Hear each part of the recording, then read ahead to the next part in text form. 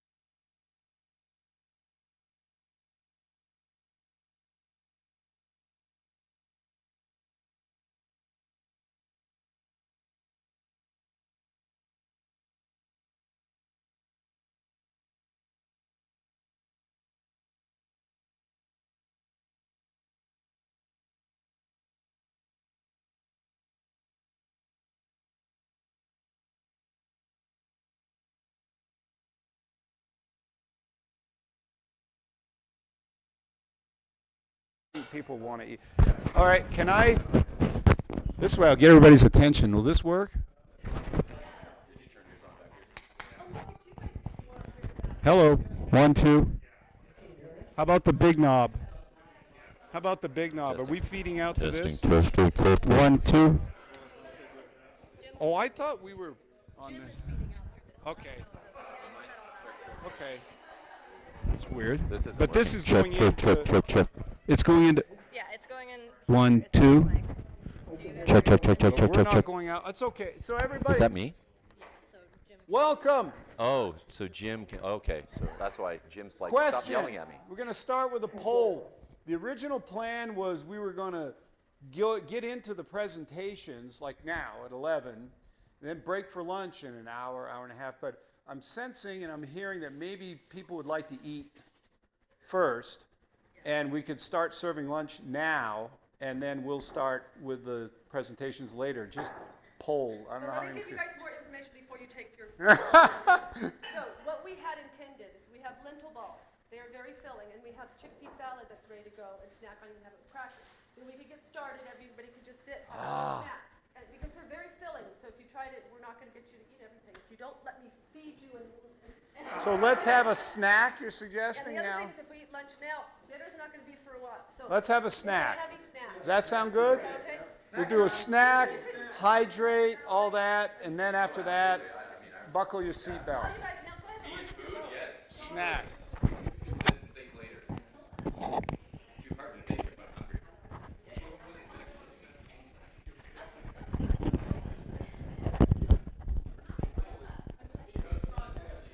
No, not that. You heard all that, right, Jim? Okay, great. There should be one up right now. It says it'll be starting shortly. Can you edit that and say, Not easily. okay, let's just leave it. Okay. Here, have you. Is there a thing there that tells you if there's anybody logged in? There's 3 people watching right now. Okay, we should, I don't know who's expected to watch, so that's up to you. do you see the symposium will begin shortly? Uh-oh. It says we're live. It's there. Yeah, I'm we're watching it. logged on a separate computer, and it's showing a little screen that says Pilot Health and Nutrition Symposium will begin shortly. Does this show it's live? Yep, live. Try refreshing. Oh, you got it. You got it? Can you do another slide that says delayed start till 11:30?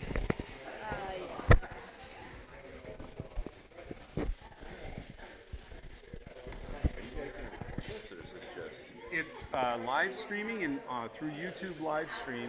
My understanding is, I've never done it, but I believe that when we're done, if we click yes, then we've captured it and it's recorded. Okay, so I could like send it to my wife, or I could even send it. Do you have the streaming link somewhere? Oh yeah, you want the link? Yeah. If you want to watch it live, you can do it right now. I'll just send it to my wife and see if she's interested. Do you know what happened to the clip for this one? Oh, did it stay on It my might have belt? stayed on Yep, you, yeah. sorry. The link is. Oh shoot.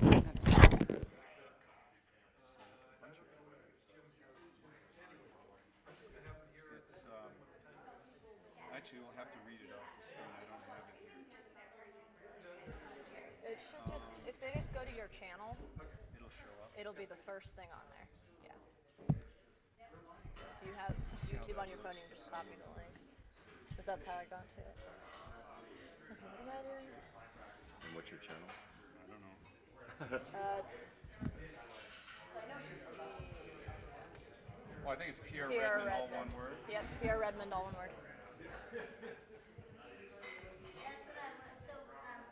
Oh, it is Pierre Redmond live stream. There it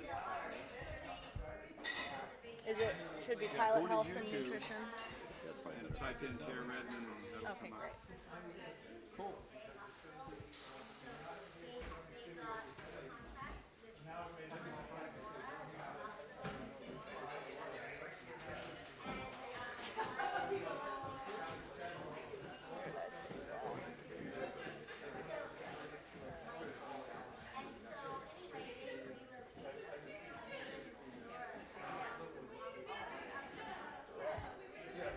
Why is it on here twice?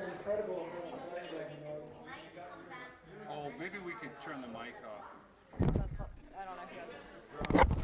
All right. We're going to turn the mic off for now. We'll let you know when it's getting close.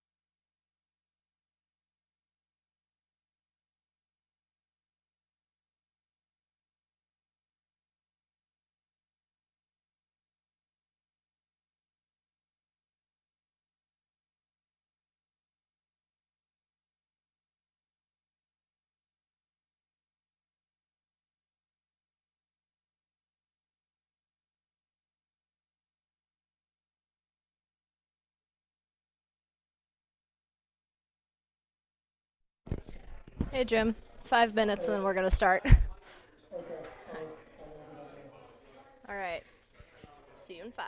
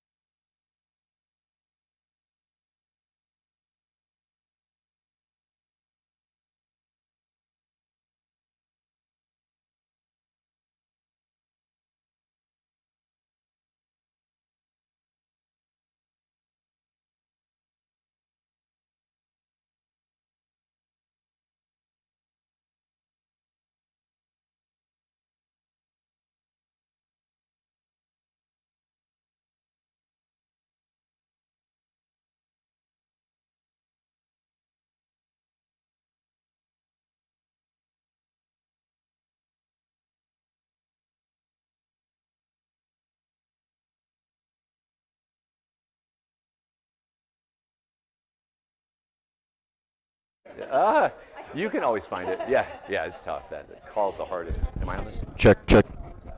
This is on. Is it on? Can you hear me?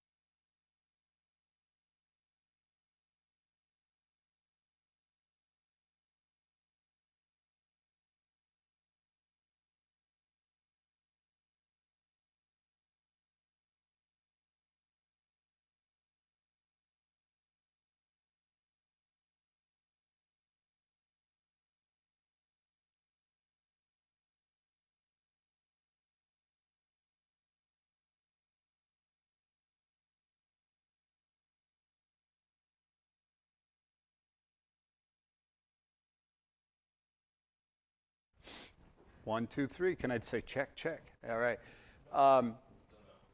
Take.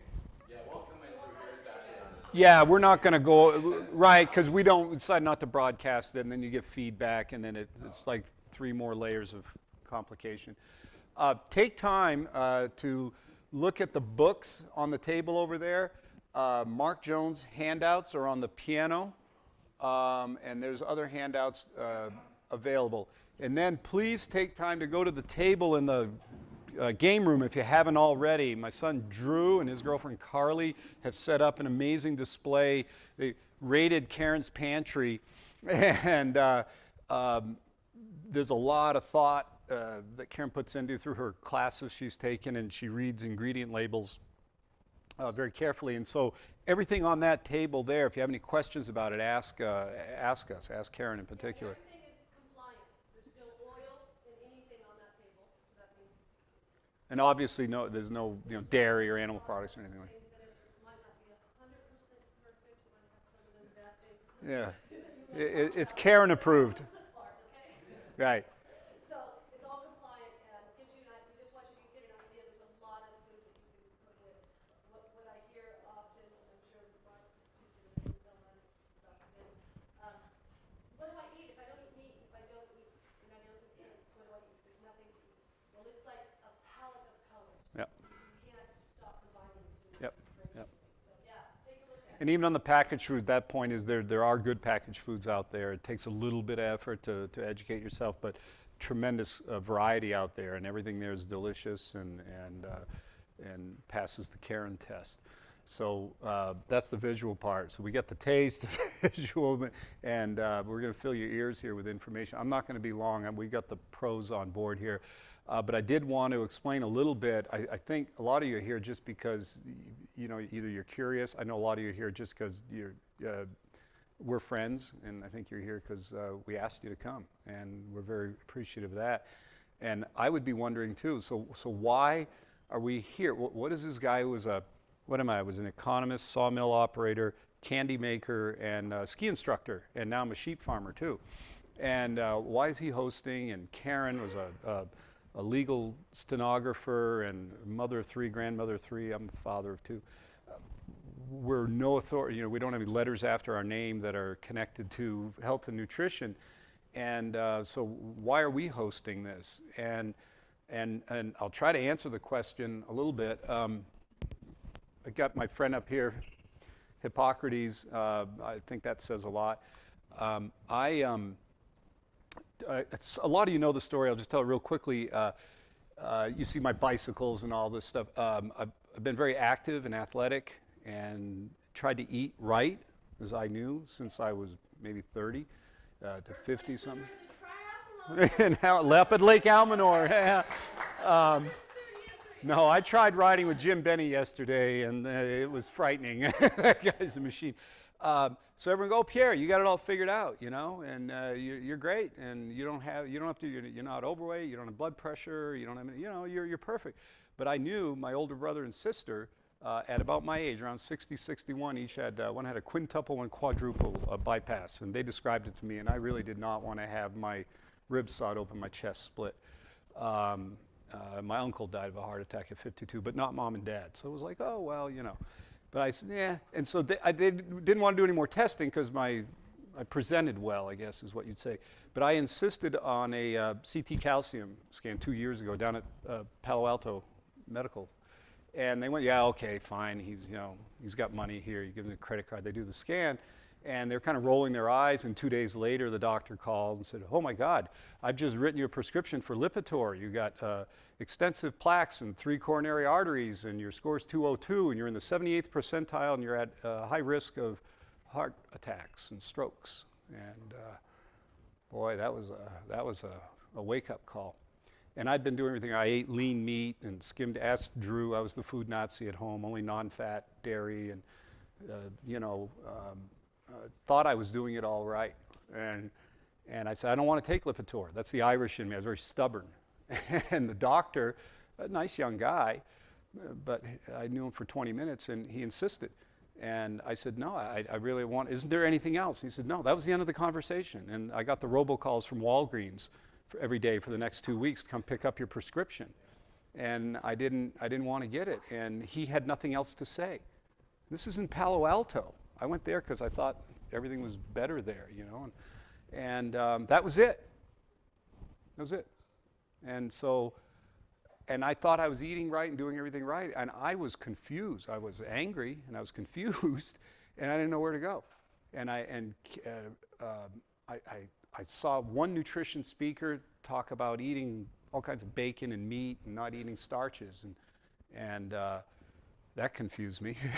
And he was through Vistage, and that talk happened in the conference room at my offices in Henderson. And Karen had just come into my life about that time. Karen's eaten this way most of her life. And so I started doing a little reading, and Karen's like, you know, I'm not the easiest guy to give information to. I don't just accept things, you know. And so it was a process, and it's an ongoing process. So I went and got a echo, a stress echo, and that was what was indicated next. So I got a cardiologist here, and he said, well, we got to make sure you don't have a problem. So we did stress echo. I passed that. I was fine. He goes, okay, we'll play your game. You know, he was like accommodating. And so I went back in 8 weeks, And, I dropped, my numbers changed a lot. Cholesterol came down 40 and my LDL was down and all that. And he goes, okay, you don't have to take Lipitor, And then he moved away. He moved to Hawaii. So right now I don't even have a doctor here. I don't have a, I go do blood tests and get the results myself right now. And I'm winging it. And so I think I'm fine, right? So that's my personal story. But then I realized that this is not unique, and there's guys a lot worse off than me. And then Jim Glack, and we'll introduce Jim in a second, started this thread on the COPA forum. He actually picked up an old thread, and I was right in the middle of this, and oh yeah, so I encouraged and supported him.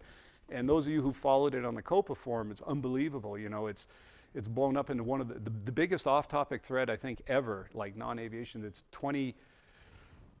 26,000 views and over 1,000 posts just since last Thanksgiving.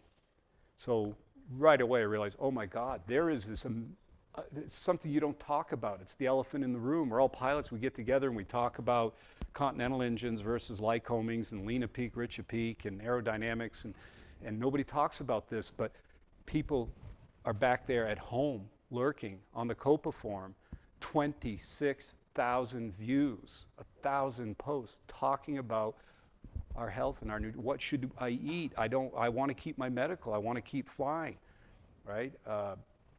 Just saw Warren Cheatham.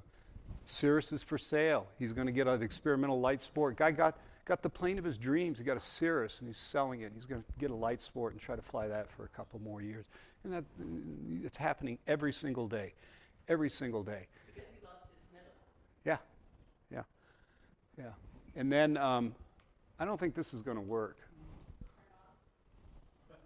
Thank you. Does not work in the OFF position.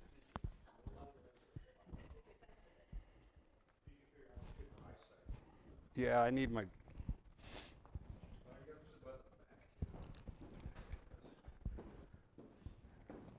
There's on. Button on the back.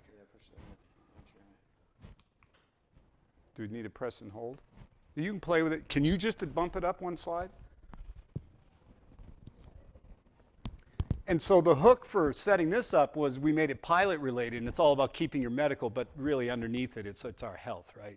And I don't want to steal any of his lines, but yesterday the word that came up listening to Jim Benny and Ray Cronus was not lifespan, it was health span. What's your health span? Because yes, with procedures and interventions and statins and stents and all these different medicines, they can keep us alive, so our life expectancy is there, but the quality of life, and I don't even have to ask, I know you all have had somebody, a parent or an in-law, someone you've seen, when those last 10 years are not good.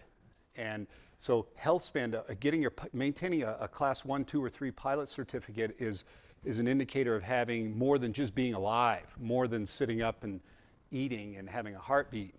So this is, and it affects everybody. So this is non-pilot, but just getting back to my personal journey, I'm 5th of 6 children.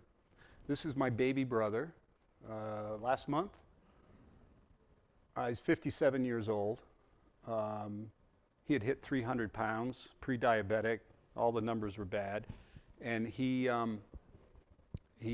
went down, did like an immersion and cleaned out his pantry, showed him how to eat, and right away, his weight's down 20 pounds and he's no longer pre-diabetic, but it was too late for his back. You'll appreciate this. He had lost some use of his left leg, dropped foot, all this, and so he had serious spine surgery.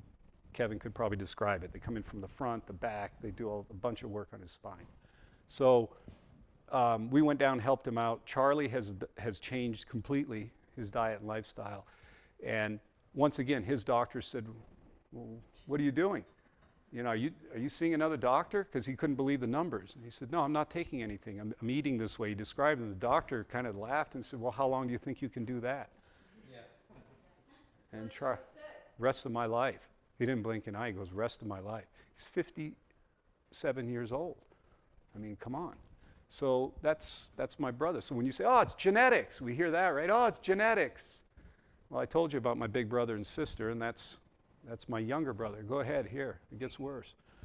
And maybe you'll address this. I know Dr. Barnard does a good job with Alzheimer's.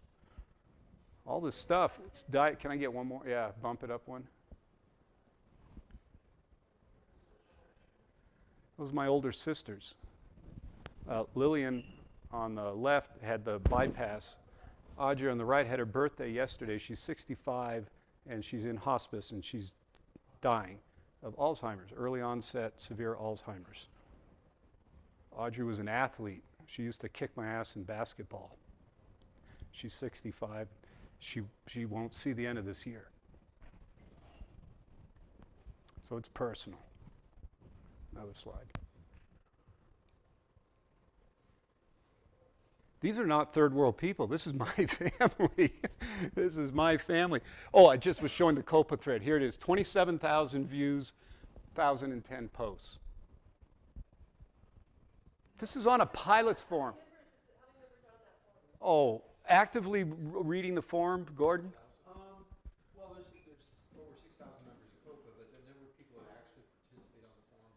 There's probably 1,500, 2,000. About 1,500, 2,000 people. And 150 real active, yeah. We know some of those people. Yeah. But out of that smaller group of people, to get this kind of level of interest, it tells you something. It told me something, and it motivated me to want to get more involved in this. Another slide. Yeah. So those of you who are in COPA know who Harry is. So I'm dedicating today to Harry. This, for those of you who don't know, Harry is a career pilot. He was a Navy F-18 fighter pilot, was at the China Lake Naval Weapons Center, very high-end, doing test flying. He was a pilot's pilot, joined Northwest Airlines and then Delta after the merger, did a whole career with them, probably, 30,000 hours, somewhere around there, and was retiring this past year. And he started following this thread, and all of a sudden he'd ask a question. And everybody loves Harry. I mean, look at the face. I throw it up there because you don't have to meet the guy, right? You know. He was passionate. He did Cirrus formation flying. He went to clinics. He's one of the few airline pilots who just love flying, personally, small aircraft.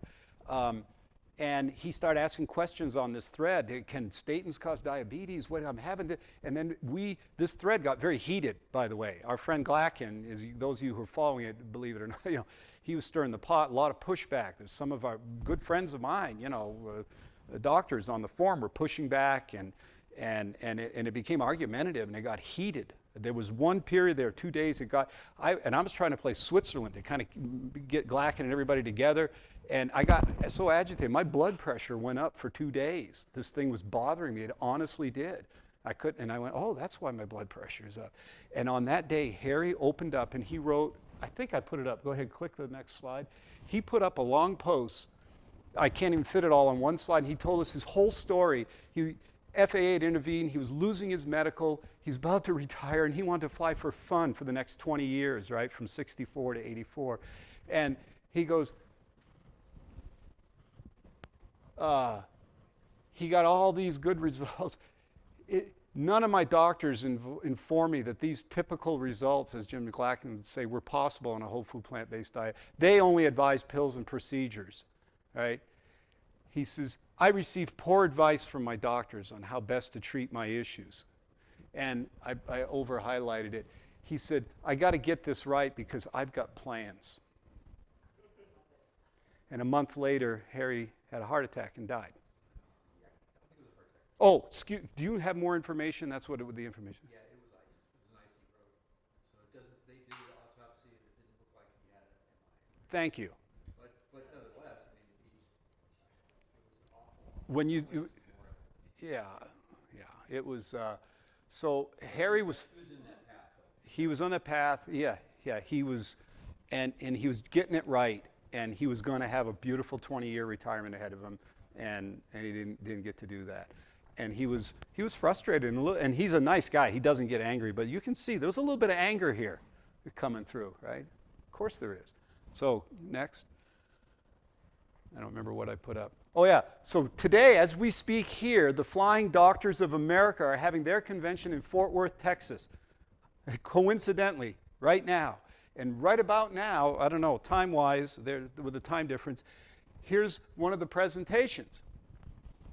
The pilot, 245, the pilot with heart disease, becoming airworthy again, exclamation point. What are the certification requirements for cardiac patients? There's a fellow of the College of Cardiology, Aviation and Interventional Cardiology, and he's going to tell doctors on how to care for pilots that have cardiac disease and how to outline and implement the requirements for them to keep their medical. Is there anything here about preventing or curing? These are flying doctors teaching doctors how to care for your coronary patients and how to game the system and play the FAA game with Oklahoma to keep your medical. That's the flying doctors. That's their approach. That's what they're teaching today as we speak here.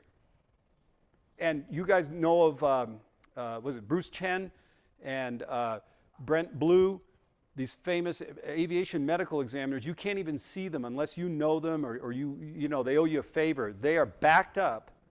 They're the specialists who, once you have a problem, know how to work through the FAA system to try to get you a special issuance or try to, get you to keep your medical. You can't even get in to see them. And if you look on their website, they'll tell you once you have to put the package together and send it to Oklahoma, Oklahoma is backed up 3 months, the FAA. So if you want to be flying, do you want to go down this road or do you want to do what you've always done? You go see your AME, they take your blood pressure, you step on the scale, you read the eye chart, and you walk out with your medical. The only way you can do that is if you got to check no, right, on pretty much all those questions. As soon as you start checking yeses, you go this route, and you don't want to go that route. So we're not here to talk about what kind of interventions to try to hang on to your medical. We're here to avoid this. Another slide. Oh, yeah. So, and I don't want to pick on my good friend, Dick McLaughlin. On our thread, he wrote, the vegan diet is pretty uninteresting after the immersion period. Uninteresting. I wrote, wow, guess it depends on who's deciding what's interesting. Kevin Booth, Gordon Feingold, myself, on this forum, thousands of others find that losing fat, stopping, reversing coronary artery disease, not having to take multiple prescription drugs, having erections, enjoying delicious varied foods and a vibrant life, well, that's kind of interesting. So this is the kind of debates we're having on the forum now, although he's come around a long ways from, that was a couple months ago. Go ahead, you throw up another one. And Gordon responded to that too. Gordon says, oh, I have to disagree. My biggest surprise and a pleasant one is the variety and quality, enjoyment of meals that Papa Lima and I have been enjoying since we adopted a vegan diet last summer. Took a while to figure it out, and he goes in, the notion that it's rabbit food is patently false, and nice answer. I was like, oh, it's this diet lifestyle, that's uninteresting. And we go, well, I don't know, we think it's pretty interesting. Next. So what I hope you take away today, so coming back around, that's why I'm doing this, because me and many others in our situation, you go to the people who you trust, your doctor, it doesn't work. You don't get the information, or you get bad or wrong information. The USDA, we all know about the food plate they have out there. It's wrong. Even the major medical universities, a lot of the published studies, there was I didn't get the slide up, but there were quotes from the editor of recently retired editor of the Harvard Medical Journal and Lancet, both saying, it's frustrating, we don't know. It's hard for us to tell anymore what's valid, what's good. We publish, we peer review, but there's a lot of I don't know, I'm paraphrasing, there's a lot of garbage out there, right? Because of where the funding is and so forth. So what do? So you're reduced to coming here and listening to a sheep farmer introduce guests, because it shouldn't be this difficult. We're educated, we have resources, we have money, and we can't you can't get straight answers. So we're going to try to get some of those today. So what I hope you take away is you have to take charge yourself. You can't just put it in the hands of the medical system. And what we eat, we all know this now, is the single most powerful determinant of your health. It's more powerful than genetics or luck or anything else. The organizations that we've trusted, they fail, they continue to fail. These guys are going to tell you we don't have a healthcare system, we have a disease management system. There it is. The food industry, I'm part of it. We're interested in sales, we're not interested in your health. Okay. I may be on a personal level, but especially publicly traded companies with fiduciary responsibilities of management to shareholders to maximize profits and shareholder value. Where does health fit into that? USDA, FDA, Centers for Disease, NIH, they're not going to tell you what to do. So become informed, make your decisions. We're here, and I love it. It was one of the early posts. It was, I don't like anyone to tell me what to eat or how to live. Oof, nobody here wants to do that. We want to give you information. Once you learn it, you can't unlearn it. Then it's up to you to decide what you want to do. I push back when someone says, I don't want you to tell me how to eat. And I go, well, wait a minute. I agree with you, but I was told what to eat. Since I was a little boy, drink your milk, eat your meat. The school system, you can't have a school lunch system without milk in it, right? So we're being told what to eat. And worse than being told, because if you're outright, if I look you in the eye and tell you need to eat your peas or whatever, you know that. But it's all the hidden stuff, right? All the promotion and marketing and that goes on. So we're not here to tell anybody what to do. We're going to put out information. And the reason we're here is it's not a YouTube, so be interactive. Put your hand up and let's interact, ask questions. That's why we're live here. And the same with the people on the web stream. Just you click on the chat thing and we'll get your questions in. Okay, with that, let's see if Jim Glacken's got anything to say, and then we're going to turn it over to Jim Benny. Yeah, we're going to take a couple of seconds to flip over. We're bringing Skype in and YouTube live stream and PowerPoint, and I don't know how it all, it's magic. It's magic. Are you able to hear me?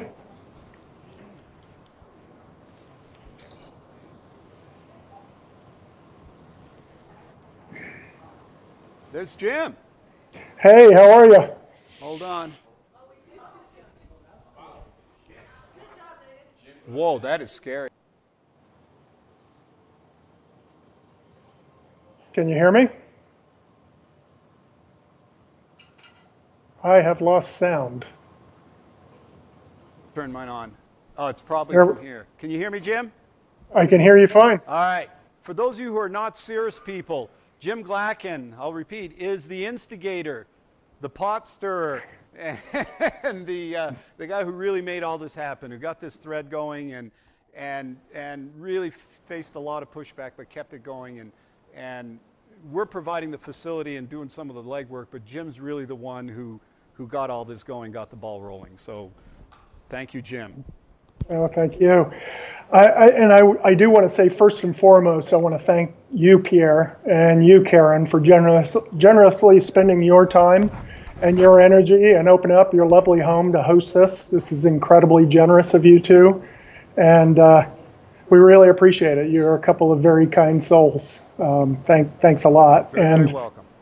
Naturally, I did want to be there in person. I was looking forward to the cross-country flight as well as spending some time with you guys. But as you can see in the video feed here, I was jumped by a couple of pharmaceutical reps, or more commonly known as your doctor. And so I'm recovering from some spine surgery, cervical surgery, and am not able to travel. But, as Pierre pointed out, I've got a lot of passion for this, and I'll say, I've been very lucky to meet all the right people at the right time in my life to put me on track for what I've been doing. I met Jeff and Sabrina Nelson from VegSource.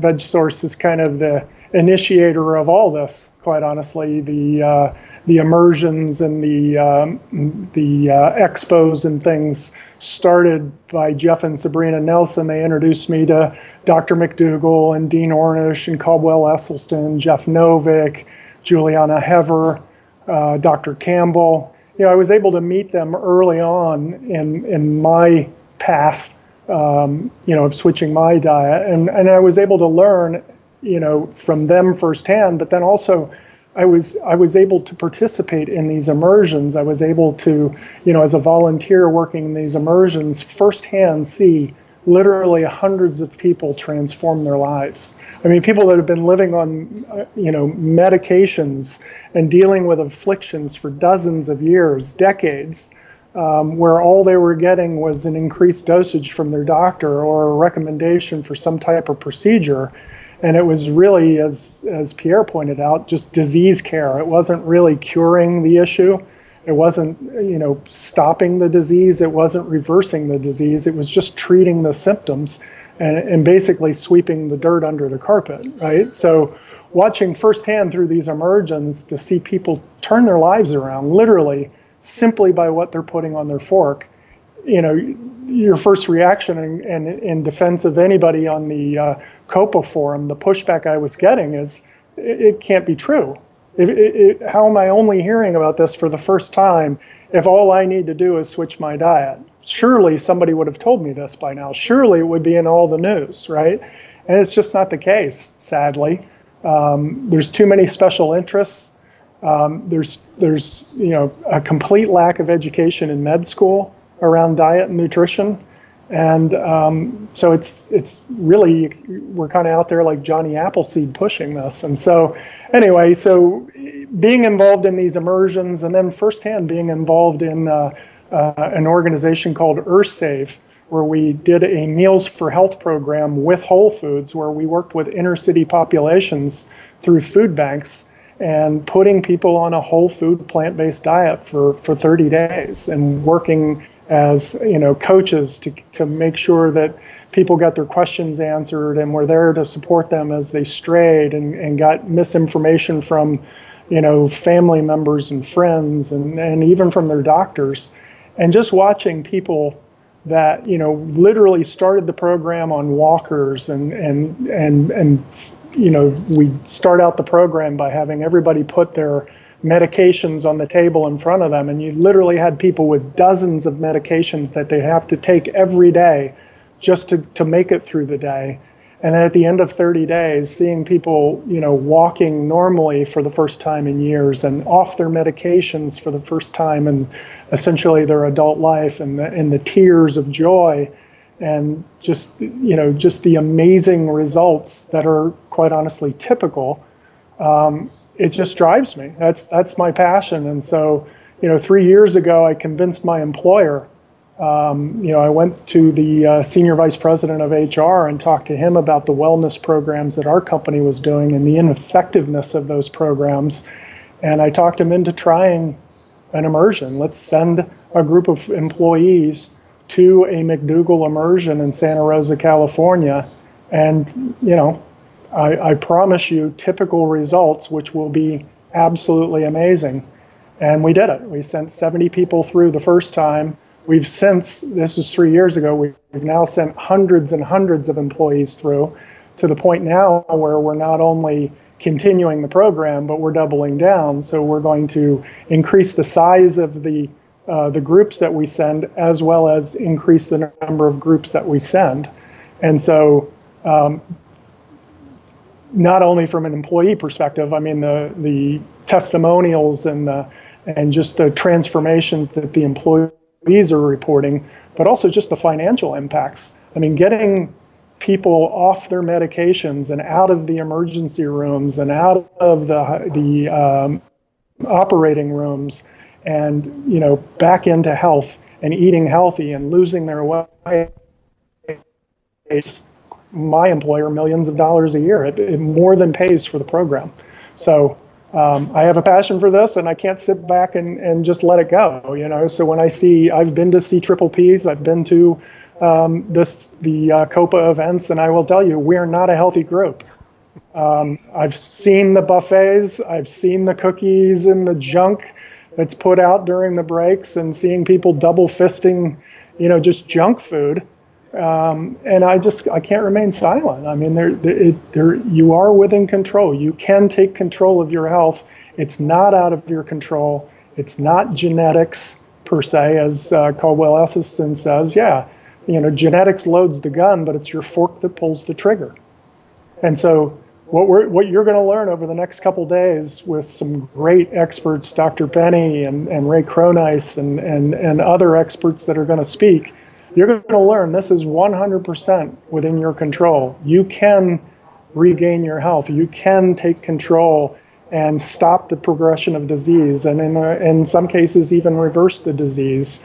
And it's simply by eating healthy, unprocessed plant foods. That's it.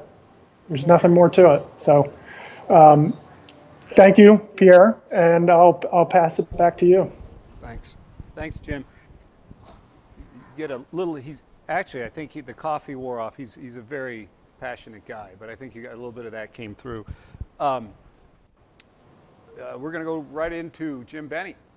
So one of the keys I figured out is finding, and Jim Glacken connected us. He knows everybody in this community around the country. Jim Glacken is wired into everybody. Is you got to find doctors who check their ego at the door and get it. And they're willing to say, yep, at medical school, they didn't teach us any of this stuff. And you got to find doctors who check their ego at the door and who just basically have a lot of integrity.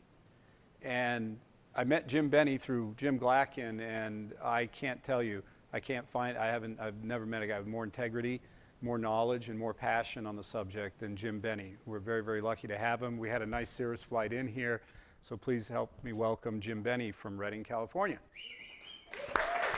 I'm turning mine off.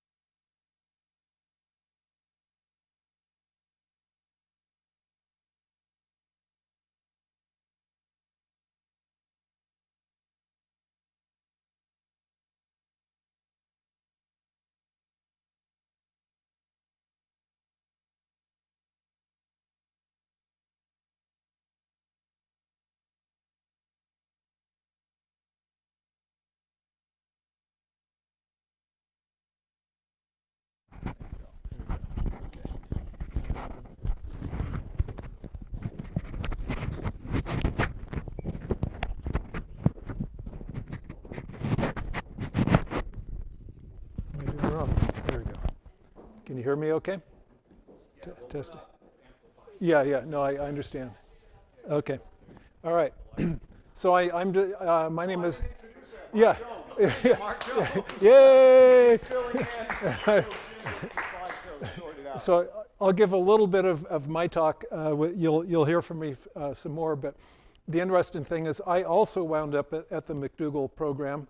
I was, as I described, jumping out of a burning building. I was told, very much like you, Pierre, that my life was essentially over, get my affairs together, that I had weeks to live, heart disease. And so I lost about half the weight, and then the holidays hit. And grabbing a cookie here, snack there, sort of thing. And my doctor, who reluctantly looked the other way as I reduced my medications to 0, called me up and said, I knew you couldn't keep it up. You're going to have to go back on the meds. Well, then I went to the McDougall 10-day program after that. And I had a chance to meet John McDougall, Dr. McDougall. And the average age at which people were attending the program, 58 years old. And his point was the warranty shouldn't be wearing off on our lives until about age 85. Now, none of us are getting out of here alive, right? Well, I am. Yeah. That's my plan. Yes, your plan. Okay. Well, there's some metaphysical and those sorts of issues. But what I'm talking about is not a new topic. For those of you on the internet, you may not be able to see. I'm holding up a book called the Low Fat, Low Cholesterol Diet Book.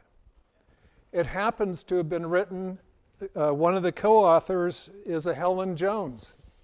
My last name is Jones. That's my mom. 1951. These were the spouses of the heart disease researchers that were trying to get people to change their diets. Well, back then there weren't even any food labels or anything. Mom was talking about when she called up an ice cream, I think it's like Big Dip Lucerne or something like that ice cream, and she talked to the production manager, and finally, in anger, the production manager hung up saying, as he was hanging up, "Lady, you can't make good ice cream without fat." Wham! And that was the last she heard of him. But for those of you that have been around for a while, do you remember that there used to not be any food labels? You couldn't even see the ingredients. You didn't know what the heck you were eating. And so that was the pioneering work that she did there. Fast forward a little bit. I'm a retired CPA. I've been the finance officer for a number of businesses, a lot of family-held businesses in a number of industries. And so we do some international business. And there's the book that I used as my kind of Bible for dealing with different countries, because there's a different country on every page, and it's called Kiss, Bow, or Shake Hands. And it tells you the protocol of how to interact with people from France or Israel or wherever it is that you're doing. Well, the interesting thing, if you flip to the United States, I didn't realize there was a section on the United States. Right at the top of United States, the very first line it says here, it describes how foreigners look at the United States. Let me read. Cultural note. Things are big in the United States. Trophy houses, supersized stores, Hummers, and of course, large people. It is well known that world obesity levels are highest in the United States. And by the way, the whole world is getting fatter. But they're the highest in the United States. Woo! We're leading the charge. Lending to the validity of the stereotype, quote, overfed American. In foreign countries, one can often guess which tourists are Americans just from their girth. By the way, I don't even fit the belt that I was wearing about 70 pounds ago. And I remember my barber saying, "Mark, you walk into my barbershop stomach first." I didn't think I was fat. Anyway, when international visitors arrive in the United States, the size of things and people in America can be disorienting. Interesting how the world looks at the United States. Jim, you got to hurry up. I'm I'm doing good. Okay. All right. Whoop. I lost the mic here a second. So anyway, sorry, folks. I'm messing with the mic. There we go. The other person that's really helped me in my journey is my wife Hilma. She's hiding over in the corner there. But the one thing I discovered, remember I told you that I had my physician call me up about halfway through my weight loss. By the way, I wasn't trying to lose weight. I was trying to not die of a heart attack.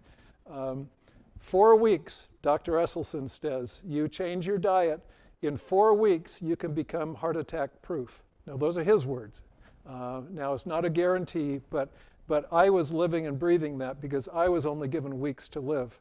And so, yeah, so, but anyway, so about halfway through, I couldn't sustain it.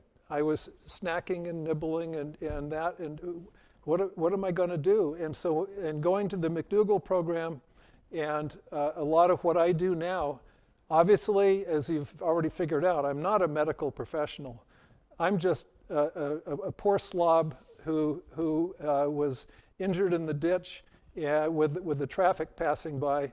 But I have a unique position of my dad having been a cancer and heart disease researcher. I come from a medical family. I love the medical community, but we got things wrong in U.S. medicine right now. But we're changing. We're changing, and I'm so happy to hear about the lifestyle medicine things. Are you on yet, Jim? We're having a bunch of technical difficulties, but I can come on. Yeah. Oh, okay. No, I wasn't sure. It doesn't look like there's a PowerPoint actually installed on the other computer to actually use the clicker. So. Oh no. That's what we're Okay. trying to have issues All right. with. Well, But thank you, Mark. yeah, I'll have the same Well, problem. you'll be Okay. back. Yeah, You'll be I'll be back back. I'll be back. So while they're trying to get all that worked out, it's not really that big a deal. It happens all the time in the world of IT. You think everything's working all the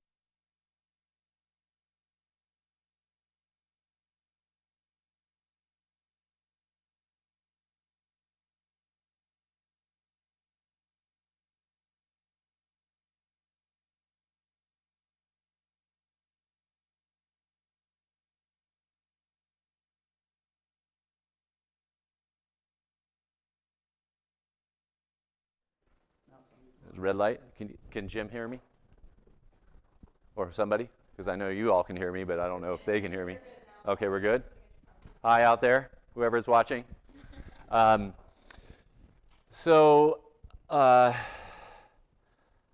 I want to ask, because this is a pilot forum, how many are actual pilots? Like, I'm really curious. So about half of the people that are here, and who are not pilots that are here by proxy, because their other ones are pilots. Good. And physicians, I know one, raise your hand. Any other physicians? So one medical professional? All right. So the reason I want to know that is because I want to know who I'm really speaking to, because I can bore people with data, which he'd probably enjoy. And if you want to move over, don't feel like you have to sit there in the sun. Yeah, exactly. Look at him, because this is who you want to go towards the light. So anyway, I am a physician. I've been practicing since 2011. I went to a family medicine residency program in Michigan.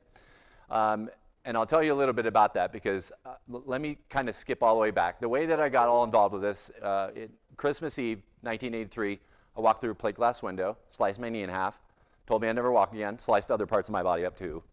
And that's like, what? That's what the lawyer asked. And actually, I was drinking, but I was not drunk at all. It was just kind of a fluke, and I'll tell you that in a second. But what happened was,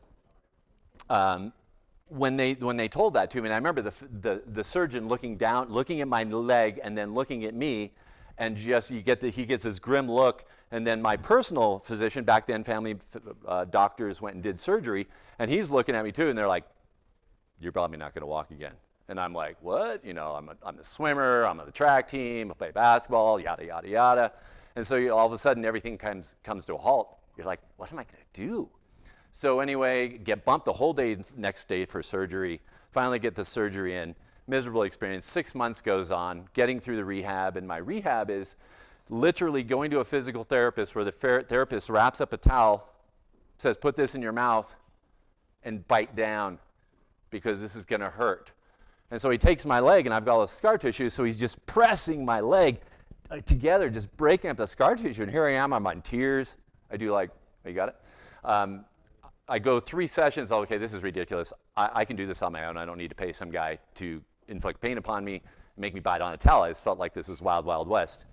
So I went home and I said, you know, how am I going to do this? And the idea came to cycling, and so I got into cycling, and I started getting really good to the point that I got to the professional world of cycling. And I had a really good friend that took me out to this guy named Eddie B., which I talked to Pierre about. And my friend I already knew was, all the pros at that time are doing a lot of illegal drugs. And I got into cycling because I love cycling, not to be a professional cyclist. And so I sat outside this velodrome in San Diego when he's trying to get me to go meet Eddie B. and do a tryout. And I said, you know, Mike, I can't do this. I didn't get in this to be a professional cyclist. I got in this for rehab, and I'm flattered to be here, but I don't want to put myself in that position where I might end up taking drugs. I'm just not going to do that.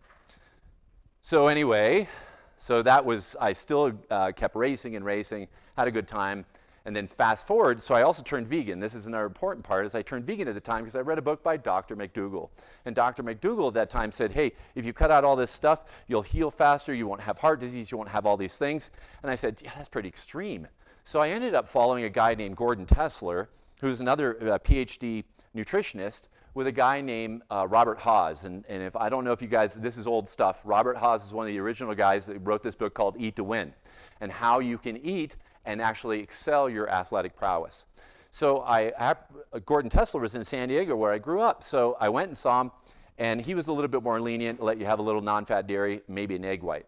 So I started eating this way, and 3 years of eating this way, my mom's just getting to the point, she goes, one night at the dinner table, I'm sitting there and I'm like, did you put butter on that? And she looks at me and she slams her hand in the table, God damn it, what do you think I've been trying to do all these years? Kill you?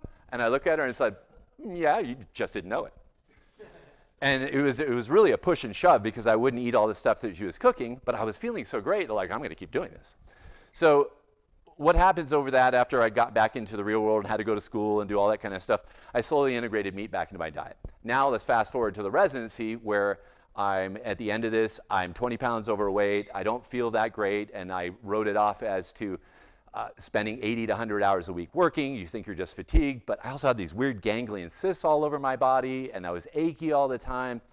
And so once I graduated, came out here to Reading, I heard that President Clinton went vegan. And that intrigued me because President Clinton is not a stupid man. He's a very intelligent guy. And here's a guy who can have any food he wants on the planet, and he's going plant-based. Why? So I started looking into it, and I found out he was talking about this guy named T. Colin Campbell, who wrote the China Study, and Caldwell Esselstyn, Dean Ornish, these big names that I really didn't know. And I said, I'm going to get this book, The China Study. And I tore through that. It's sort of like a day and a half, and I'm reading this going, oh my God, protein causes cancer, and it does all this other stuff, and I'm like, this is insane. But in the back of that book is Dr. McDougall, and it talks about his experience in residency. And the same kind of thing happened to him in residency. And so to fast forward a lot of the story, in the back it says, hey, if you're ever interested, you can contact him at this www.drmcdougall.com. So I wrote him and said, hey, do you mind if I come down and watch what you do? Can you have are you still trying to get that up? Okay. Anyway, so he says, sure, come on down. So I go down to one of his 10-day immersions. I don't know what to expect. And here I am, this new physician, and I actually had a really bad cold at the time, and you're sitting there trying not to cough.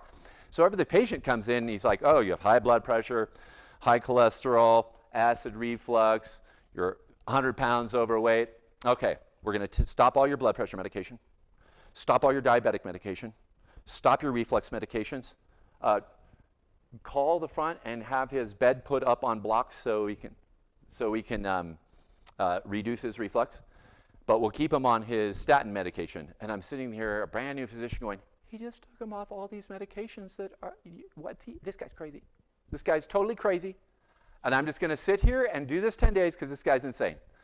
So I'm sitting there watching this, and so I'm there for the full 10 days, and over every day you see these people, blood pressures start coming down, their blood sugars start coming down, they're starting to feel better, And then we look all the way 10 days later when they get their blood redrawn, and all their cholesterol's dropped by an average of 50 to 60 points. All their blood pressures have normalized. All their blood sugars have normalized. These people are in tears because they haven't felt this good in the last 40 years. And I'm sitting there going, okay, there's something to this. This has changed my life. I'm going back and I'm going to do this. So I ran back private practice and started integrating that into my practice. But caveat, as you know, in the world of being a physician, we're worried about getting sued, and that's what they ingrain into you in, oh, you got to do it just the right protocols. If you deviate from that protocol, the lawyers are going to be looking for you because you got deep pockets because of the malpractice insurance. And so I got up every single morning for another year of my life at 3 in the morning and started tearing through as much information as I could find. Read everything on Nutrition Facts, everything at Dr. McDougall, everything about Esselstyn, everything in Ornish. You read and read and read, and you're just, okay, there's so much data that even if they did take me to court, I'd present all this data, it would overwhelm them. They wouldn't even know what to say because they'd be like, he's got something here. The data supports making these patients change their diet. If they change their diet, their bodies will heal itself. So I started to integrate that. Are you guys ready? So anyway, let's see if this works. Laser pointer, that works. Fast forward. Look at that. Yay, good job, guys. Okay, so anyway, this is where I think one of the first years I worked there. So there's me, of course, Dr. McDougall in the middle, and Don Forrester, who is now retired. John McDougall is actually somewhat pretty much retired. He does some what I want to say, online lectures and stuff like that. But it was a really an amazing time for me to be associated with this and not really understanding what I was getting into, but I thought this is great. This guy has really figured out something secret, which really you find out later, it is no secret. So anyway, this is Dr. McDougall's web page. That's his actual son right there. There's T. Colin Campbell in the back, Caldwell Esselstyn. And this is a great resource. You'll hear more about this in a second. I'm just kind of showing you for some information. And this is actually, if you go to the website, look at people that work there, you scroll to the bottom, you'll get a little bio about me working there. All right, so the other thing is that I also spent a lot of time on nutritionfacts.org, and this is a great resource. It's not 100% perfect, but it's a wonderful resource, better than Facebook, better than your friends' ideas of what they think. Is if you go to nutritionfacts.org, which is this NF, you can look up anything you want, anything about medicines, anything about food, anything about heart disease, diabetes, chicken, eggs, I don't care. You type the name into the search engine, and it's going to just load you with a ton of videos. The videos are only 4 to 6 minutes long, but they're all research. So you can go in there and actually click on this thing called Sources Cited. Hint, hint, if you ever have to do a research paper, it's already cited for you if you're looking at that subject. And you can actually go read the research. So it's really some good peer-reviewed stuff. The reason I put that on there is my emoji, whatever you want to call it, is because that's what McDonald would really look like if McDonald was eating that way all the time. So I kept working with Dr. Greger. I started answering a bunch of questions. I became the head medical moderator and moderator director for all the volunteers for about 6 months, and it became so overwhelming that I'm working all week and I'm coming home and answering questions all day, and I can't sit in a chair all week because now as a physician, you don't do much more than data entry unless you're a surgeon. You actually get to move. Me, I'm just talking to a patient sitting there. Okay, what did you say? And I have a scribe, and then I listen to them, and I write their drugs, and everything's in a computer. So I couldn't do it anymore. I had to get out. I love movement, and doing that was not conducive. But we passed it on some real good people, but a really good resource. So then when I was here, I was working private practice, and all about private practice is about numbers, getting patients in, getting them out. The more patients you see, the more money you make. It's not about quality of care, it's about quantity of care because it's all about money. In fact, the owner of the whole business sent me little things like, you need to do a digital rectal exam, you need to do a pap smear, you need to do a breast exam. And I talked to him about this, and I said, you know, pap smears, the clinical indication now is 3 to 5 years, and not every year. But this is what he said. Yeah, but insurance pays for every year. Right? So now it's not about whether it's good. It's not about good quality care. It's about making money. I go, this guy doesn't need a digital rectal exam. That's already been proven false. We don't need to do this. He said, but it pays a $40 upcode. And so you start to see this is about money, and it's not about what I went into healthcare for, was to actually hopefully make a difference. And I got fed up with it. It It was really a funny day. I get pulled in for my 6-month review, 2 other physicians that work there, and this Dr. C, we'll call him. And he says, you left 2 days. This is over 6 months. You left 2 days early. You left at 4:30. Why'd you leave early? I said, my kid had basketball. My wife's a respiratory therapist. She's critical care. She can't just leave the hospital. I need to pick him up. He says, no, I own you. You are to be here every day from 8 to 5:30 because I own you. And I remember like, what? You know, what I was really going to say. What? So I'm sitting there and I'm just like, really? You really just said that? Like, is this real? It's Twilight Zone. Do, do, do, do. And the other 2 physicians that have been working there, they're both like, their eyes are like, did he really just say that? I can't believe he just told this family medicine doc that he owns them. So at that point I said, okay, I've got to do something different. So I'm looking, didn't take long. Whole Foods Market is opened their own medical place, and they want to try to integrate whole food lifestyle with medicine. So I applied for it, got the job. That was me there in Glendale, California, with our first group of people. That didn't last long because I didn't see eye to eye with the physician that was running it. Unfortunately, the physician has really great ideas, but the physician never worked in private practice, didn't really know what a physician did. He went through residency, but went right into like a lifestyle thing where people just paid cash. So he didn't understand kind of real world medicine. So I said, I can't do that anymore. So I left there. LA is crazy busy. And then moved back to Redding, which I love because I could see the stars and there was no noise, and I have mountain bike trails all over the place and do all my outdoor stuff that I love. Let's see what we got next. Oh, it didn't work. Uh-oh. We're frozen. That meeting with your boss. Yeah. Maybe you're going to get to it, because that part of the story where if you don't prescribe, things aren't going to. Oh, so I can go back. So this is interesting. I'm looking at the picture up there is different than the picture I have up here. Yeah. So I don't know if it's the clicker, because my clicker might be working there, but it's not working on this one. Do you want me to click it? There we go. Okay. So I'm sorry, what was that again about prescribing? No, he never said anything about prescribing. Yeah, no, I've had pharmaceutical reps yell at me because the pharmaceutical rep gets how much that you write, and it was a Celebrex rep, and I remember them, she's in this lab, she's like, you don't write enough of my prescription. And I'm like, what do you sell? And she's like, Celebrex, and I know you don't write it. And I said, well, if it worked, I'd write it. It only works in about 30% of the population, and you charge 10 times what ibuprofen is, and that works in about 70% of the population. So I'm going to give them ibuprofen. And so she was just angry. And you see this in the industry, like people want you to be part of the system, and you're not going to be part of the system because it doesn't make sense. They don't like that. And they're not afraid to speak up, and let them. I don't care. All right. So that's kind of, let's see if I talked about everything, kind of told you about where I came from, why I am where I am, and I've integrated that, and I've been doing this, and I work at this. So I'm going to shift gears now because I'm shifting it toward the pilots because I thought this was really interesting. My only goal in life when I was a kid was to be an astronaut. And so all I was thinking, like, how do I become an astronaut? Oh, you become like Chuck Yeager. You become a fighter pilot, you test pilot, you can get to NASA, you can be an astronaut. Well, when I was in high school, I was 6'6". The tallest you can be to be in the Air Force and be a cargo pilot is 6'4". To be a fighter pilot, you have to be 5'10", way too tall.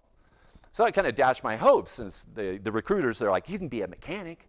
I'm like, I don't want to be a mechanic. I want to be the guy flying that stuff. I want to do 5G climbs. Just, I want to do that stuff. No, you can't.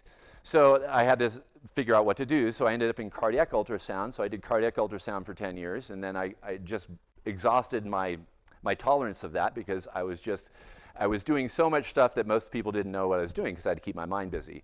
And a lot of the cardiologists I work with were saying, hey, you know, I think about med school, man. It's great education. It'll keep your mind busy. You can go in any direction you want. And so that's what I ended up doing. So what's interesting is that here I am. I get asked to do this through Jeff Novick, who's a nutritionist and a good friend of mine. And he said, here's an opportunity. None of us can go out and help, but there's this guy, Pierre Redmond, who's going to have this thing, and you might be interested in this. And so I said, sure. So I called him up 2 hours later. We know we're hitting it off. And I said, I'll come out and do this. This will be fun. And he's like, hey, I'll come up and pick you up in my plane. I'm like, what? I get to fly again? This is awesome. And sure enough, yesterday, flies out to Redding, picks me up in his little Cirrus. We fly, and I'm just like a kid, just like, I can't believe this is happening to me. I'm flying. This is so awesome. So we fly out here and have a great time. But I had to look at the most important thing is he can fly because he's healthy. He's got his medical. But the pilots that don't get their medical don't get to fly. And so that's really interesting, and it makes sense, right? You don't want somebody up there like, oh, I think they're going to have a heart attack, or they might have another seizure. You don't want to have them flying people and have that happen. So it's a very, very important thing. So I pulled up the stuff off the website that comes from, I think it's the FAA or whatever, I forget the site, but they said disqualifying medical conditions. And this is important. Cardiovascular disease, and this is a long list, but I'm saying, here we go, heart attack, stroke. This will disqualify you right away. You have to be cleared through the FAA. They have to make sure and there's like lists of all these PDFs. It just goes on and on. I didn't put them up here. I'm like, this is some serious stuff. You have to check all these boxes just to keep your medical. The other thing they don't like diabetes. They don't like obesity. Why? Obesity, you have so many problems associated besides the obesity. You can be obstructive sleep apnea. You might fall asleep flying the plane, kill them. Bipolar disorder, obvious. They don't want you going crazy while you're flying. Depression. They don't want you to have seizures. And what's interesting is most of these are actually lifestyle disorders. We don't take care of ourselves, then we get the heart attack, we get the obesity, we get the diabetes, and even depression and bipolar disorder are linked to poor diets. The next page. Now, this is conditions that medical examiners can issue, and we have to fill out it'd be crazy. It's this long checklist again of things that you wouldn't even think could affect you, but potentially could. You telling me I have arthritis, now they have to fill out the whole arthritis thing, or high blood pressure, asthma, hypothyroidism, the list goes on, as you'll see. There's a lot of things. So most of these, if I went through them all, are all related to lifestyle. So the most important thing is that we have to teach you how to live a better lifestyle. And what does that encompass? Is it just eating? Is it thinking better? Is the glass half full, half empty? All that kind of stuff. So I, last year, got board certified in lifestyle medicine. And I almost didn't want to do it because I felt like it's another organization just wanting more money out of another physician. But I had a friend that called me, and he said, look, and Ron, and he said, look, there's very few physicians that do what you do, that actually practice lifestyle medicine as a family physician. We need to support this. Their heart's in the right place. It's not perfect, but we need to really support them. I said, okay, I'm going to spend the $8,000 that it costs you to get out there and take this test and do it just to support them. But in the process, I was fascinated because I get out there and I do all the prerequisite work to take the board exam. And what I was so enamored by it wasn't just about eating anymore. Now it's about, are you getting 7 to 9 hours of sleep? Are you looking at the person as a whole being and in dealing with this? And I said, wow, there are things I don't even know about myself. How do I know I'm getting 7 to 9 hours of sleep a night? That's why I purchased this Garmin. It shows me how much I sleep at night because I really didn't know. I thought I slept 8.5. Over the last year I've been using this, on average it's 7 hours of sleep I get. So I'm getting the 7. But I thought it was 8.5. So it's interesting. I didn't even really know that about me. So it helped me really dive into, man, am I doing all the things that are important? So what I'm going to go through here are the lifestyle things. This is a backup, I'm sorry. Obesity, if you're overweight, you can have obstructive sleep apnea. You need to wear a CPAP because you're going to have all these other problems that go along with it. But I did the lifestyle medicine. So what I want us to understand is this definition. What's chronic disease and what's health? So this is from the Center for Disease Control. Chronic disease is defined as conditions that last more than a year and require ongoing medical attention or limit activities of daily life, or both. And then what's the opposite of that? What's the definition of health? It's the state of being free from disease, injury, or illness. It's important, right? We have to understand those simple definitions, but we don't really think about them a lot of times. So the definition of quality of life is another whole different issue, right? Within the arena of healthcare, quality of life is viewed as multidimensional, mental, emotional, physical, and social well-being. And this is what the lifestyle medicine has found. It's not just about eating. I wish it was that simple. Now it gets even more complex. I'm like, how are we going to fit all these things, and you'll see why, into your daily living? So that's my board certification, big deal. Another piece of paper you pay $8,000 for. Yeah, it's ridiculous. So anything you get into medicine, you probably have the same kind of thing. It's just like, do I have to pay that much money? Come on. Isn't there a way to do this cheaper? So I did the top 10 lifestyle habits to reduce chronic disease and keep your medical, which is very important. Excuse me, I get dry mouth talking so much. And too bad the people at home can't see that view because that's spectacular. So we want you to keep your medical, but I did it in kind of the Dave Letterman format. We're going to go to the 10 in reverse. What's probably the number 10, the bottom thing, it goes all the way top, that we want to do to keep you happy and healthy. Number 10, don't smoke. Eliminate risky behavior. You think with your penis thinks you should stop smoking because smoking causes erectile dysfunction along with bad lifestyle habits, right? There's another one, don't drink in excess amounts. Now there's really good data to say we shouldn't drink at all. I mean, there's really good data about that. But if you do, try to keep it less than 2 drinks per day. These are cancer causes, especially breast cancer in women. There's a direct correlation between alcohol and incidence of breast cancer in women. Not so much in men. Oh, thank God. Love my beer after my ride. Number 9, drink water. 5.5 glasses of water. This is something most people don't think about. I hear it all the time. I'll see these labs, I go, you look dehydrated. Oh yeah, I haven't really drank much water. You gotta drink. They really can't get your veins because you're so dehydrated. They can't get the needle in there to get your blood. But yeah, drink water, all right? So eliminate risk behavior, drink water. What's number, we got more pictures here. I forgot I had all this animation. Number 8, get 2 hours of bright sunlight exposure daily. It's crucial. I'm glad you have these windows. This is your bright sunlight. I work in a dungeon. I have no windows in my office. I have no windows in my patient rooms. I make it a point to get out and lunch and walk and be exposed to this bright light. Bright light does a couple things. I might even have it in there. It inhibits melatonin, which is your sleep chemical. So when you're exposed to bright light, it turns that off. And when it turns it off, it makes it higher in the evening, which makes you more tired. If you're stuck in Alaska in the winter and it's dark all the time, you have to put bright panel lights or do some kind of UV to turn off that melatonin. If you don't, it really starts screwing up your sleep cycle. The other one is inhibits cortisol. It's a stress hormone. So we want to inhibit that. We don't want to be stressed out. We don't want our cortisol high. It does a whole slew of nasty things. We won't go into all that. And it releases nitric oxide from our endothelial cells. Now, what is that? What's nitric oxide?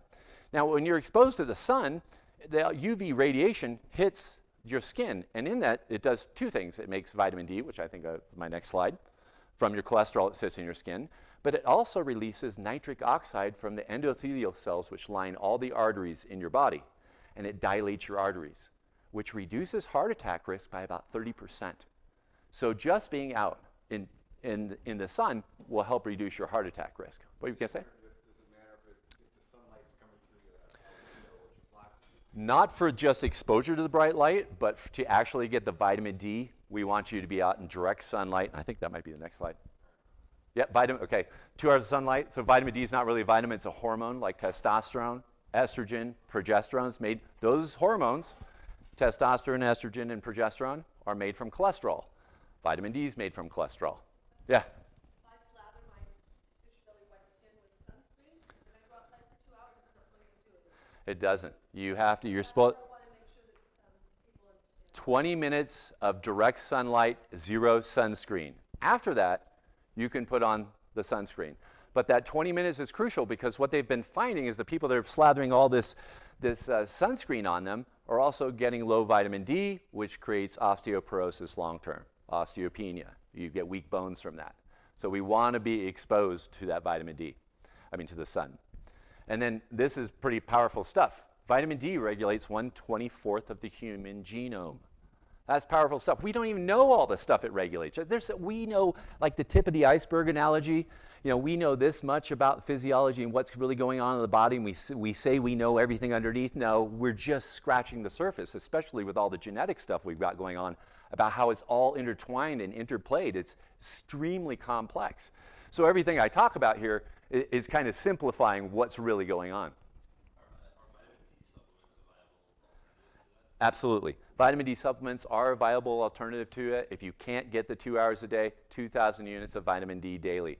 We also say, because vitamin D is only made by UVB radiation, and in the winter months, depends on your latitude, longitude, right, latitude, is that if you're too far north, in the winter, the UVB bounces off the atmosphere. You don't even get it to your skin, so you won't make the vitamin D.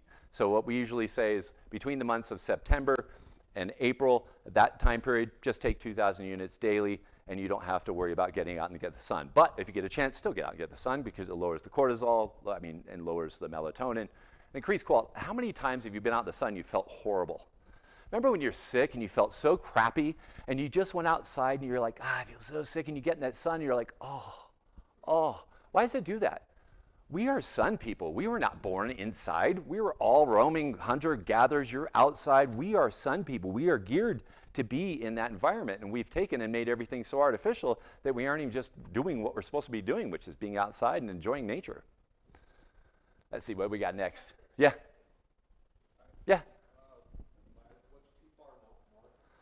I can give you an actual handout that'll tell you exactly where you are. They've done all the research. Gregor has a thing, and I actually have it with me. I can print that out, or I can even email it to you. But it just depends. But just look at anywhere you are. If I say take vitamin D basically from September up through at least March, April, then you should be golden. And then the rest of the time, try to get out and get that sunlight. That 20 minutes a day. 2 hours is what we need for all the other happiness, but 20 minutes to make enough vitamin D. Now, if you can't have any access, and you don't even have access to vitamin D, 5 minutes in a tanning bed once a week will make enough vitamin D that keep us healthy. 5 minutes, yeah. You can use full spectrum light as long as it has, when we say full spectrum, it has the UVB in it. Yeah, that's what we're looking for. Yeah. Yep. Let's see, 20 minutes. Yeah, and if same thing, back to the 2,000 units. Okay, number 7, maintain social connectedness. And this is what you guys are doing here today, right? Through family, friends, acquaintances, you get out, you interact, and it's always uncomfortable because there's going to be new people to meet. I always feel that. I always feel not as much as I used to, but I'm like, okay, I have to be all happy. I have to smile and say hi. Sometimes we all feel like that. But when we do it, once we get to know people, it's really kind of cool. Like, I met that person and they did this, and I didn't know this person did that. And it really creates this bond that gives us meaning in life, which is such an important thing, because when you socially isolate yourself, where's the meaning? Like, who am I living for? Just myself. Why am I here? So they found that there's really good data to support being a social animal. It's very important. I want to say this picture, this was a lecture I did like 7 years ago, but this was the oldest living twins on the planet. There were, I think, 113 at the time from Japan. So, and they were plant-based. Most of the Okinawan Japanese, a lot of them were plant-based. So that's an interesting picture. So next here, connect with your soul. Use meditation, mindfulness, spirituality, prayer, religion to connect with that deep peace in all humans. Not your mind, your soul, the God part of everybody. Whether you want to believe it or not, you be atheist, it's there. We've all had those premonitions. How do you get a premonition? That's your soul talking to you. Like, how did you know that? How did you all of a sudden you know that person was going to walk through the door? We're interconnected at such a level that we're only beginning to understand. So quieting your mind, which is trying to keep you alive all the time. Oh, dodge out of the way. That person was going to hit you. Oh, go get that food because you're starving. Oh, you got to have shelter because you're going to be rained on. That's your mind. But your soul is completely different. Your whole soul is about you here experiencing what you're supposed to be here experiencing, and only you can know that. And the only way you're going to know that is you have to turn off that mind, and that's a trick. That's a whole different discussion. But it really works. Once you can connect with your soul, you will start living more peacefully. You don't really care what happens because it's going to happen anyway. And you can't change anything in the past, so you start living in the now moment, the right here, right now, and enjoying the moment you're experiencing. Number 5, take time to positively reflect on yourself daily. When I first heard this, I'm like, okay, I'm just going to fake it till I make it? Yeah. Because I said, okay, I'm going to do this. I'm going to get every morning, and this is what I do. I say 3 things every day that I'm thankful for. And I say 3 positive things about myself that are true when I sit quiet with my coffee in the morning, in the dark. And I made it a habit. And that's the important thing, is I took something that was really uncomfortable. I don't really, I'm thankful for this or that. But I did it with genuity and said, what am I happy about myself? I'm happy I can think, that I can reason, that I can create a decent life to raise my family. And then you start working at this positive level. Oh, I'm grateful that I have a loving family. I'm grateful I meet great people. And you start working in life from a positive perspective rather than starting the day, oh, this day's going to be crappy. This person's probably going to yell at me. Well, what happens when you think that negative way? Isn't it interesting when you go to work and it all ends up happening that way? We're creating it. because we're biasing ourselves to see the negative rather than biasing ourselves to see the positive. And when we start changing that perspective, it has profound effects that benefit you and your health. And that's why it's part of our pillars in the lifestyle medicine. Peace is always there, but I must consciously choose it to be it. That's a powerful statement.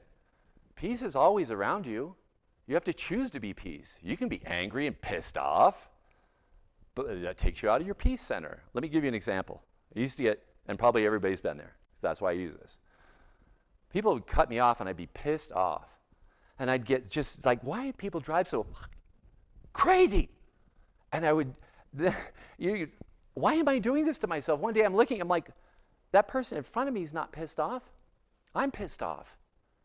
Well, why am I doing this to myself? Do I want to keep doing this to myself, that I'm creating this pissed offness when that person, hey, maybe had to get to the hospital because their wife is having a baby, or maybe he's high on meth and he wants to kill you if you say anything. I mean, there's all these real world scenarios.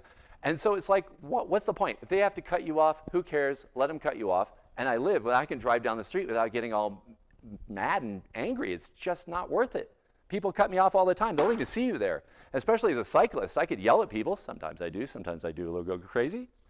But I'd rather, personally, everybody can do whatever you want. I'd choose peace. That's me. I was just in this turmoil, and when you finally come to the realization that you're the cause of the turmoil, no one else out there is causing it, then you have to start really being honest with yourself. Say, hey, I need to make some changes with myself so I can be happier. 4, be mindful and present in the current moment. This is what we're talking about. Forgive yourself to the past. You can't change it, so what's the point of worrying about it? Seriously, forgive yourself to the past. If you don't do it, you're the one that's sitting there suffering about something you can't change. Why do that? That's like self-deprecating. That's taking a whip and just keep whipping yourself every day because of something you did. Well, bless yourself, forgive yourself, move on. Don't do it next time. That's the way we learn, but to sit and keep beating yourself up about it. And apologize to yourself and to others if you need it. If you need to write them a letter, somebody you did something bad to and you feel horrible and it's in your psyche and you're going crazy, write a letter, apologize. Say, I'm really sorry I did this to you. I got to get this off my chest. And then it's like that, what we call denouement. You're tying that loose end. You're getting rid of it. You're letting go of it. And then you can move forward. Because if you hold on to that stuff, you can't be here present and you can't move forward. You're stuck. That's what we talked about. Get 7 to 9 hours of sleep. Number 3, that's such an important thing. We are a sleep-deprived society. I know, you know, anybody that's been in medicine, and you're in medicine too, anybody else in medicine, you're in medicine, anybody that's into healthcare, I guarantee you're sleep-deprived because that's the way it works. You can do overtime for people that really don't care that you're helping them. Some do, and some don't, especially in the emergency world. But you got to get those 7 to 9 hours. We know you will get clinically depressed if you get under 7 or you get over 9. That's been well proven in the data. So buy a cheap little Fitbit that sees how much you sleep at night. Get to know yourself. Get to know your body. Are you sleeping the amount of time you should? If you're sleeping over, what we tell people, if you're sleeping over 9 hours, you set an alarm. Make sure you wake up before that 9 hours. And we've stopped clinical depression doing that. I've had people do that. They're like, you're right, I was sleeping 12 hours a day, and I set that alarm, got up at night. I felt great. It's because you go back into this like down, tired, sleep, hibernated state if you sleep past that. It's all research. That's what I think is so fascinating about this, is this data is out there, but we don't talk about it. Number 2 is the same thing. Get 150 minutes, number 2 is exercise. Get 150 minutes per week of moderate exercise, 75 minutes of vigorous exercise, minimum. That's about 22 minutes a day, minimum. Double it is your goal. But minimum, that's walking. It doesn't have to be hardcore. You don't have to go ski crazy stuff like Pierre does or ride your bike 1,000,000 miles an hour as hard as you can. You don't have to do any of that stuff. It's just walking, getting out and being in nature, walking, exercising, swimming, whatever you want to do, yoga, Pilates, all for the sake of doing it for you. Exercise is a great way to relieve stress hormones, make you feel better about yourself because you did something good for yourself. You're paying it forward. You're paying yourself first. Such an important thing. What's this? Yet twice as much. All in purple. Horrible color. Sorry. All right, so this is me. I actually took this picture for a reason. A year and a half ago, I took this big, nasty, crazy jump, fractured my pelvis, crushed my right chest. 4 weeks, I was up on my bike. with a fractured ramus, completely fractured ramus. And 4 weeks and 6 weeks, I was jumping my mountain bike again. That's a really easy jump. It makes it looks cool, right? But it was just, I had to psychologically get back on the horse and ride it. 6 weeks later, and I have a physical therapist friend, and I said, when I was riding, we rode 25 miles my very the second day back. First day was a road bike, and I was riding with him, and I said, Andy, have you ever seen anybody come back from a pelvic fracture like I had in 4 weeks? He goes, dude, at 6 weeks, people are still crying and walking on crutches. That you're doing this is mind-blowing. And I wanted to make a point for it because I eat very pretty clean, plant-based, and I was gonna, if you have good vasculature, and that's what plant-based eating does, it gives you good blood flow, you can heal faster, and I wanted him to see it. I wanted him to see what this eating can do. And he's probably writing it off still today as like he's just determined, but there's no way. In 2 weeks, I was walking without crutches. It wasn't good, but I was like, it didn't hurt anymore, and I was like, okay, I'm on the path. And it's such an important thing. Take care of yourself so you can do fun things. This is what I like to do. You're going to see some other things I like to do. Riding in the rain, I don't care how wet it is. You saw me ride yesterday. I'll ride in the nastiest weather. I've had lightning strike next to me, but it's an adventure when you're doing it. You're out there and you're just getting soaked, and you could just look at it as all nasty, and the people are driving by, that dude's crazy. But you're like, no. It's like, I showed you the picture I took yesterday. In the middle of this crazy rainstorm I go out in yesterday, all of a sudden, there's this circle that opens up, beam of light, it's like godlike, and a rainbow pops out, and I'm like, what? I hit the brakes, my bike's not even stopping, I'm sliding, I'm like, I gotta get a picture. And I took a picture and sent it, showed you guys. So if I wasn't out in that rain, I wouldn't have seen that rainbow. Just to say, don't be afraid to take risks and do something that may seem a little uncomfortable. You'll live, I'm proof of it, right? This is Mount Lassen. We climbed up there. My wife and I love to do this, 8,500 feet. It's a wonderful, beautiful ride, but that's what we like to do. Let's see what else we got in here. Me skiing. This is Mount Shasta. Just beautiful stuff. And this is stuff I like to do. It doesn't mean you like to do it. You do stuff that you like to do. Get outside. Do fun stuff. Exercise.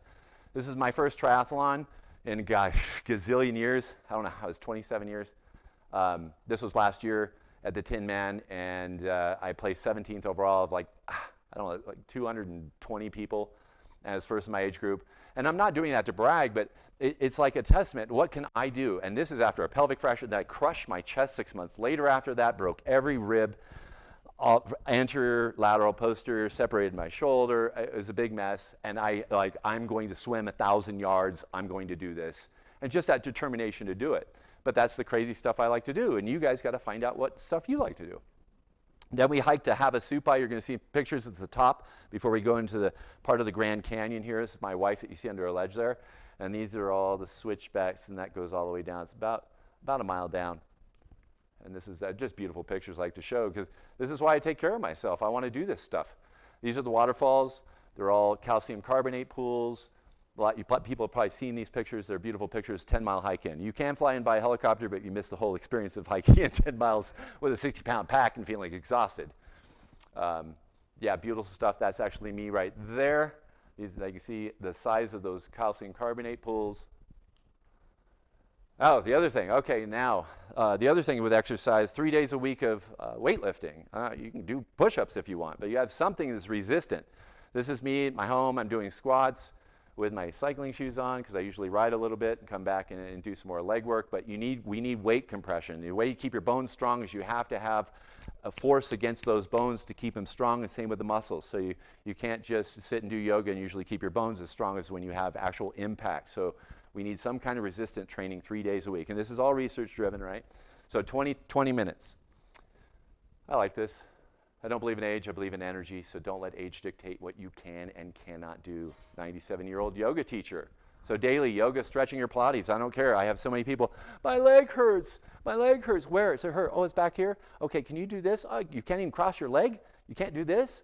And the simple things like that, people can't cross their legs, but you get them working, and then all of a sudden, they can cross their legs, but they aren't doing any stretching. And the reason is flexibility is important. Flexibility prevents you from falling, because you're so good with your body, and it's so good to do these things, and you feel good when you stretch. After you're done stretching, you're like, God, I feel so much better. I don't have those aches and pains like I did. So that's daily. Now you can see how much, all of a sudden, your life is now taken over by you taking care of your whole body, right? Your mind, your spirit. And I love this one. Exercise is a celebration of what your body can do, not a punishment for what you ate. And that's the way a lot of people look at exercise. Oh, I got to work out that hot dog or those potato chips. And I don't even have to worry about that. I don't eat that stuff. So I exercise because I love it, and I love what it allows me to do in places I can go. And number one, most important thing, without a doubt, eat a whole food, minimally processed, low fat, no oil, plant-based.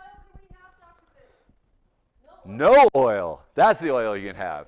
And the reason I'll tell you that, and hopefully you get that video up to play that, but oil damages your arteries and blunts those little cells I was talking about that produce nitric oxide. It actually stops them from working. And that's an important thing, because if you stop those cells from working, you can't dilate your arteries up. You can't get adequate blood flow. That reduces your physical performance. So as an athlete, it's horrible for you. And as a person walking around, if you have high blood pressure, it's going to drive your pressure up because you can't dilate your arteries anymore. And so that's important.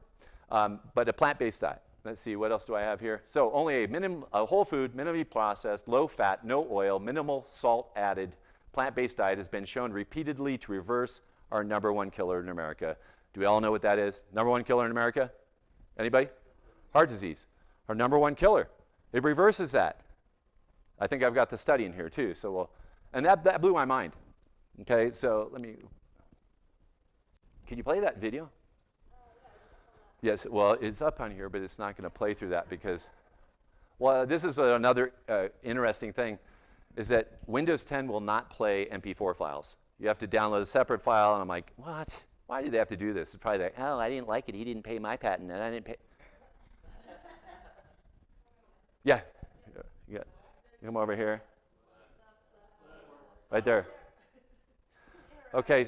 So this is interesting. This is a rabbit intestine back at Oregon Health Sciences University, and they pulled it over a microscope. And rabbits are plant-based. And now they're going to take a little vat of oil, and look at how fast that blood's going. It's screaming. You cannot see it. Now they're going to squirt oil into his mouth. And rabbits don't eat oil. And you're going to watch the blood come to a halt. It's not moving. That's just one hit of oil. And now it's all sludging. Why is this tissue like blue over here? Why is this still red? And look at this. It's not moving at all. One meal. Yeah, that lasts for 10. It's Roy Swank. He's the one that did a lot of the research in multiple sclerosis. But that lasts for 10 hours. 10 hours it takes your body to clear one fatty meal. That's why the oil does that. Now, when you say no oil, what about foods that have oil inherent in the food?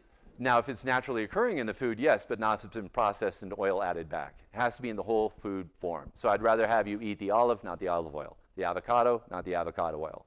I'm just curious. What if you had that olive and you smashed it and got the oil out? Nope, now you've extracted it, you've processed it. Why does it make a difference? Because you've taken it out of the whole plant form, which our bodies understand through evolutionary reasons, right? Your body, you didn't go take the olive and squeeze out the oil. That's only within the last probably couple hundred years that we've been squeezing oil out of stuff. When you yeah, but it's in the whole plant form. So this is the thing. It's taking the oil out is like taking the violins out of an orchestra and then telling the violins to play for you and expecting to hear the orchestra. You don't hear it anymore. You only hear the violins because you've taken them out. You're not going to hear the orchestra, and the orchestra is all the other phytonutrients, the fiber, all the other minerals, and the things that are all in that plant food that our bodies over millennia through evolution has figured out, oh, I can eat that, I know how to deal with it. But all of a sudden you take a big vat of whatever, salt, too much of that, we know it can be a problem, but oil seems to be a really big problem, and the body goes, what do you want to do with it? I'll sludge your blood for you. I'll give you a food coma. Then you unbutton your pants and sit back and take a nap. And you do that 3 times a day. You wonder why people are walking around like, I'm so fatigued, I don't feel good. What's that? Yeah. Right. Right. Yeah. Oh, no, and I've done it. I've had a couple times, I'll go eat, and I didn't find anything vegan. I screw it, I'll have this. Oh, you're going to put coconut cream sauce on that? Okay, I'll try it. Oh, then you're like, oh my God, why did I eat that? And it's the best lesson, like, don't eat that. And so when you're eating that way all the time, your body gets habituated to eating that all the time, and you think it's normal to feel crappy. But when you start changing your diet, and you start eating better, and you start feeling better, And then you're like, oh, I'll have that again. You go back to eat it, and you're like, oh my God, I feel horrible. How come I didn't feel that? Because you've habituated to feeling horrible. But now you're feeling good, and then you eat the stuff that made you feel crappy in the first place, and now you're like, oh, that's what crappy feels like. And so that's what we have to do, is we have to change our perspective. We have to be willing to try something different and do it long enough that allows us to make changes so we can feel the changes, and then go back. I love it when patients come and say, oh man, I had a hamburger. I'm like, awesome. How'd it make you feel? Like shit. I was up all night. My gut was twisting. I had diarrhea. It felt like I was going to vomit. And I love that. It's the best learner in the world is to do something like that and go back into doing what you were doing before and realizing it doesn't work for me anymore. You're shifting your perspective. You changed how you thought about something, and you tried it, and you're doing better from it. So that's from the easiest level without understanding the science. If I'm going to do something and it makes me feel better and I have a higher quality of life from it, I'm the kind of person that's going to keep doing that. I'm not the kind of person that's like, well, this is all I know, and even though I keep going down, I hit the fork in the road, and I go down this way, and I fall in the pothole, I'm afraid to go that way. So I'd rather just keep falling in the pothole and breaking a few bones than trying something of the unknown. No, I'm the one that's like, I'm going to try something different because this isn't working for me. And that's what we need to teach people. If it's not working for you, just stop it. This is the other whole inside thing we were talking about last night. So it's important. Yeah, you can probably change it back. Yeah, through my big head. So that's why no oil. You're sludging your blood. I mean, you can do it if you want. Go for it. I mean, this is the way I am anymore. You can eat any way you want. If it serves you purpose and you think it's beneficial for you, great. But if you really want to educate yourself and learn about it, then learn if it really is good for you. Learn the science behind it. And if you start looking at it, it's like, well, this is saying it's not good for me. Maybe you should not try it for a while and see if you feel better. And it's just, don't be afraid to try new things. There's nothing wrong with that. Not a darn thing. All right, so this is a little thing, and a lot of you may have seen this before, but I'm doing this because I don't know all your backgrounds. This is stuff that's been around for a long time. So this little background story, I think it's in here. This is a case study. This is a 44-year-old male surgeon at the Cleveland Clinic. He's a cardiothoracic surgeon. Total cholesterol of 154, that's our goal for total cholesterol in the world of medicine, is to get people's cholesterol below 150. He's pretty much a goal. We'd say, dude, we're never going to put you on a statin. You're a goal. No family history of CAD, has heart attack, and dies twice on the cath lab table, okay? And I'm just going to because it's kind of the same thing. So what happens is that they do the angiogram on him, and that's what we're looking at here. This is the angiogram of the diseased artery here. This is what we call the left main. It comes down here, and all this is blocked. This is all completely blocked, pretty much. Not completely, but 80, 90%. And they tell him, the surgeon that's doing the cath on him says, you know what, this is too far down for us to cath. It's too far down for us, to stent or to do bypass. There's nothing we can do. Go home and get your affairs in order. You're going to die. What do you think? He just told a cardiothoracic surgeon who's been saving lives, there's nothing else you can do. No wonder he's depressed. So, luckily, 3 doors down from him is another Cleveland Clinic surgeon, Caldwell Esselstyn. He's a general surgeon. And he started taking people that were told that they only had a year left to live. And so he took them and said, okay, no one's going to do surgery on you. This is what we're going to do. We're going to put you on a whole food, plant-based diet. We're going to keep you on the statins, and we're not going to allow you to have any oil, and we're going to help you along the way. And he saw them every 2 weeks, and he assisted them with their diet. And so he did it with this surgeon. He says, it's working for my other patients. Why don't you try it? It's like, okay, but I'm not taking those statins, is what the guy that had the disease said. Okay, I won't give you the statins. So 33 months, 2.5 years on a strict plant-based diet, that cardiothoracic surgeon, with no oils, he has chest pain and is rushed to the cath lab. And then he's like, oh my God, we thought it was going to work. Maybe it didn't. So they do a cath on him. Well, this is the 2.5 years before, and this is after. It's completely open. And I'm going to show you another picture here as we fast forward. A complete reversal of his heart disease. So his chest pain was actually acid reflux. So, but I want to show you this because it's very important, because this is the actual cath lab images. And if you look at this, here's that diseased artery, and here's the opened artery. And I want you to really pay attention to all the other arteries around it. Look at all these other collaterals in here. How come you didn't see them here? Because they're all blocked off too. But that 33 years of eating that whole food, plant-based diet, no oil, has opened up all the collateral system too. And this leads me to every single one of your cells is 0.6 microns from a blood vessel. These are just This is a big vessel. If you have big vessel disease, you have tiny vessel disease. And if you have tiny vessel disease, you have really tiny vessel problems. And you aren't getting the blood flow to these arteries. And you are not functioning at 100%. Very important. That's why, because of all the work that Dr. Esselstyn has done, he's been voted #1 living Cleveland Clinic doctor and #3 of all time. Still alive to this day. He's 85, I think, now. And I've been very blessed to work with him and speak with him. A really good guy. That's his book, Prevent and Reverse Heart Disease. It's very popular. It's been around a long time. It's very straightforward, but this is the thing, is you have to be willing to do it. You really have to say, okay, if this is what it's going to take, I'm going to do it. Not, well, I'll do this, but I won't do this. It's not going to work. We know that. We know that now. You really have to make that change. So this is a study. So he had 27 patients that he worked with, and this one has even more. I think this was 99 in this, 198 consecutive patient volunteers who did the plant-based diet. And what he found over the years is you're going to see, this is interesting to read. I'll read it to you. I don't like reading long things. In summary, the present cardiovascular medicine approach tested beyond 40 years can neither cure the disease nor end the epidemic. It is financially unsustainable.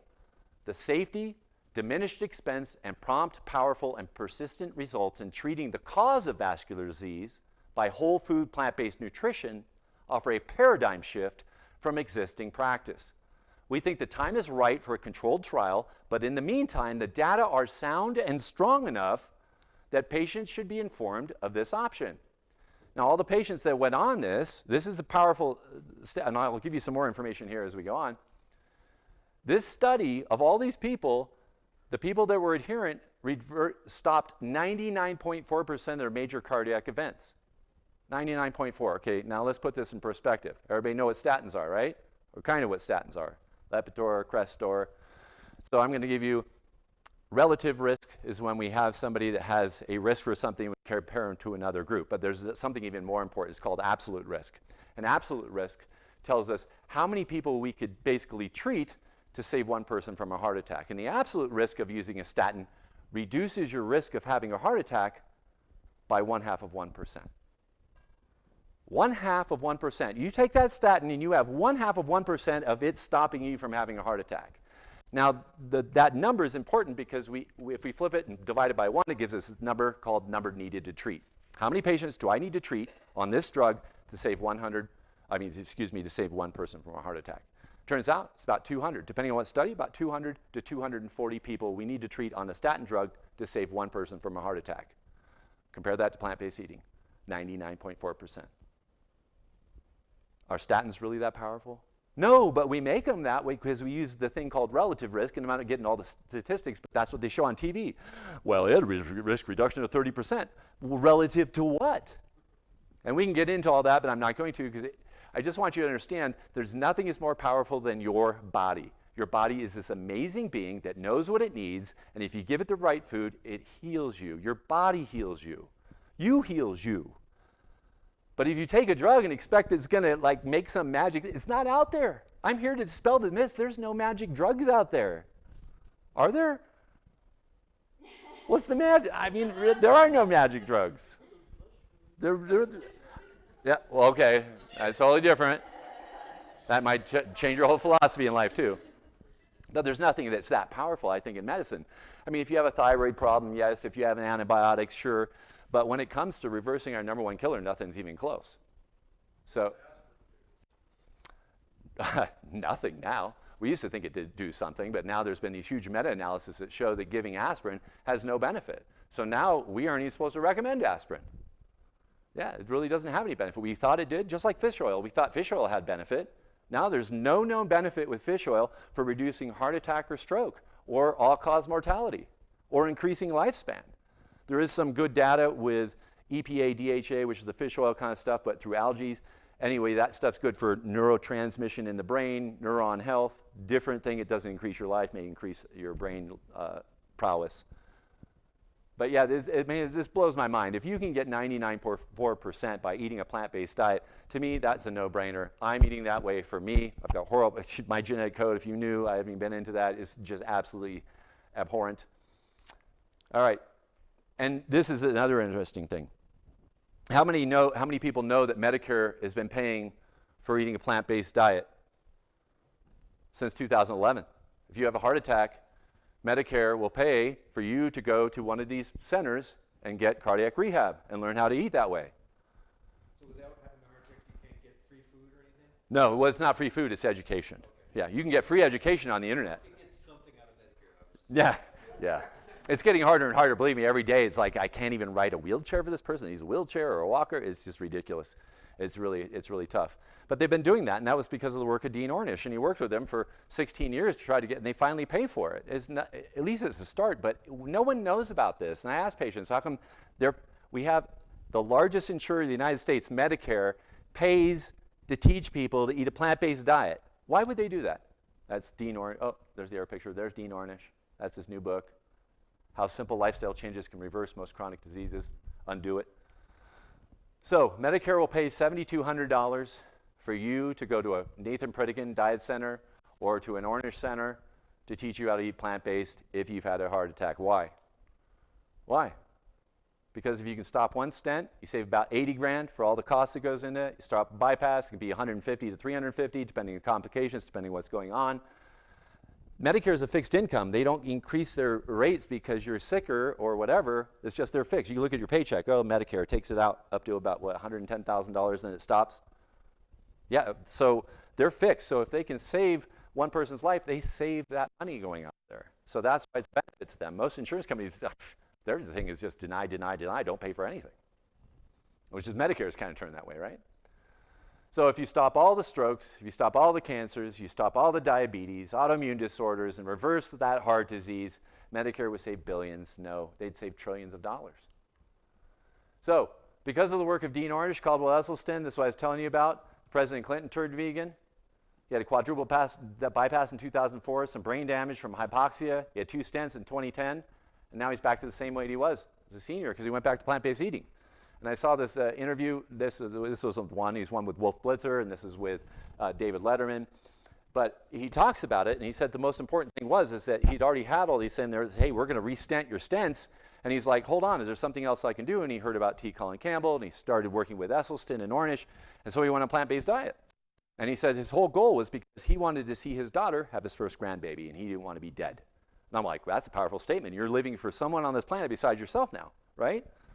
And there he is with his first grandbaby. So he did it. And look at how thin he looks. I mean, you can see how big that guy was in the past. It was amazing. Let me go back, can I? Is that the one? No, I don't have a big picture when he's really overweight. All doctors should know this, right? What doctor should diet recommend? Well, this is a study they did. 1993, Nutrition Knowledge and Practice of Physicians and Family Practice Residency Program, and they questioned all the physicians. How much do they know? Gave them all these questionnaires. What do you know about nutrition? There you go. It surveyed 258 family medicine residency programs. The degree of nutrition knowledge has been found to be low among physicians in practice, including family physicians.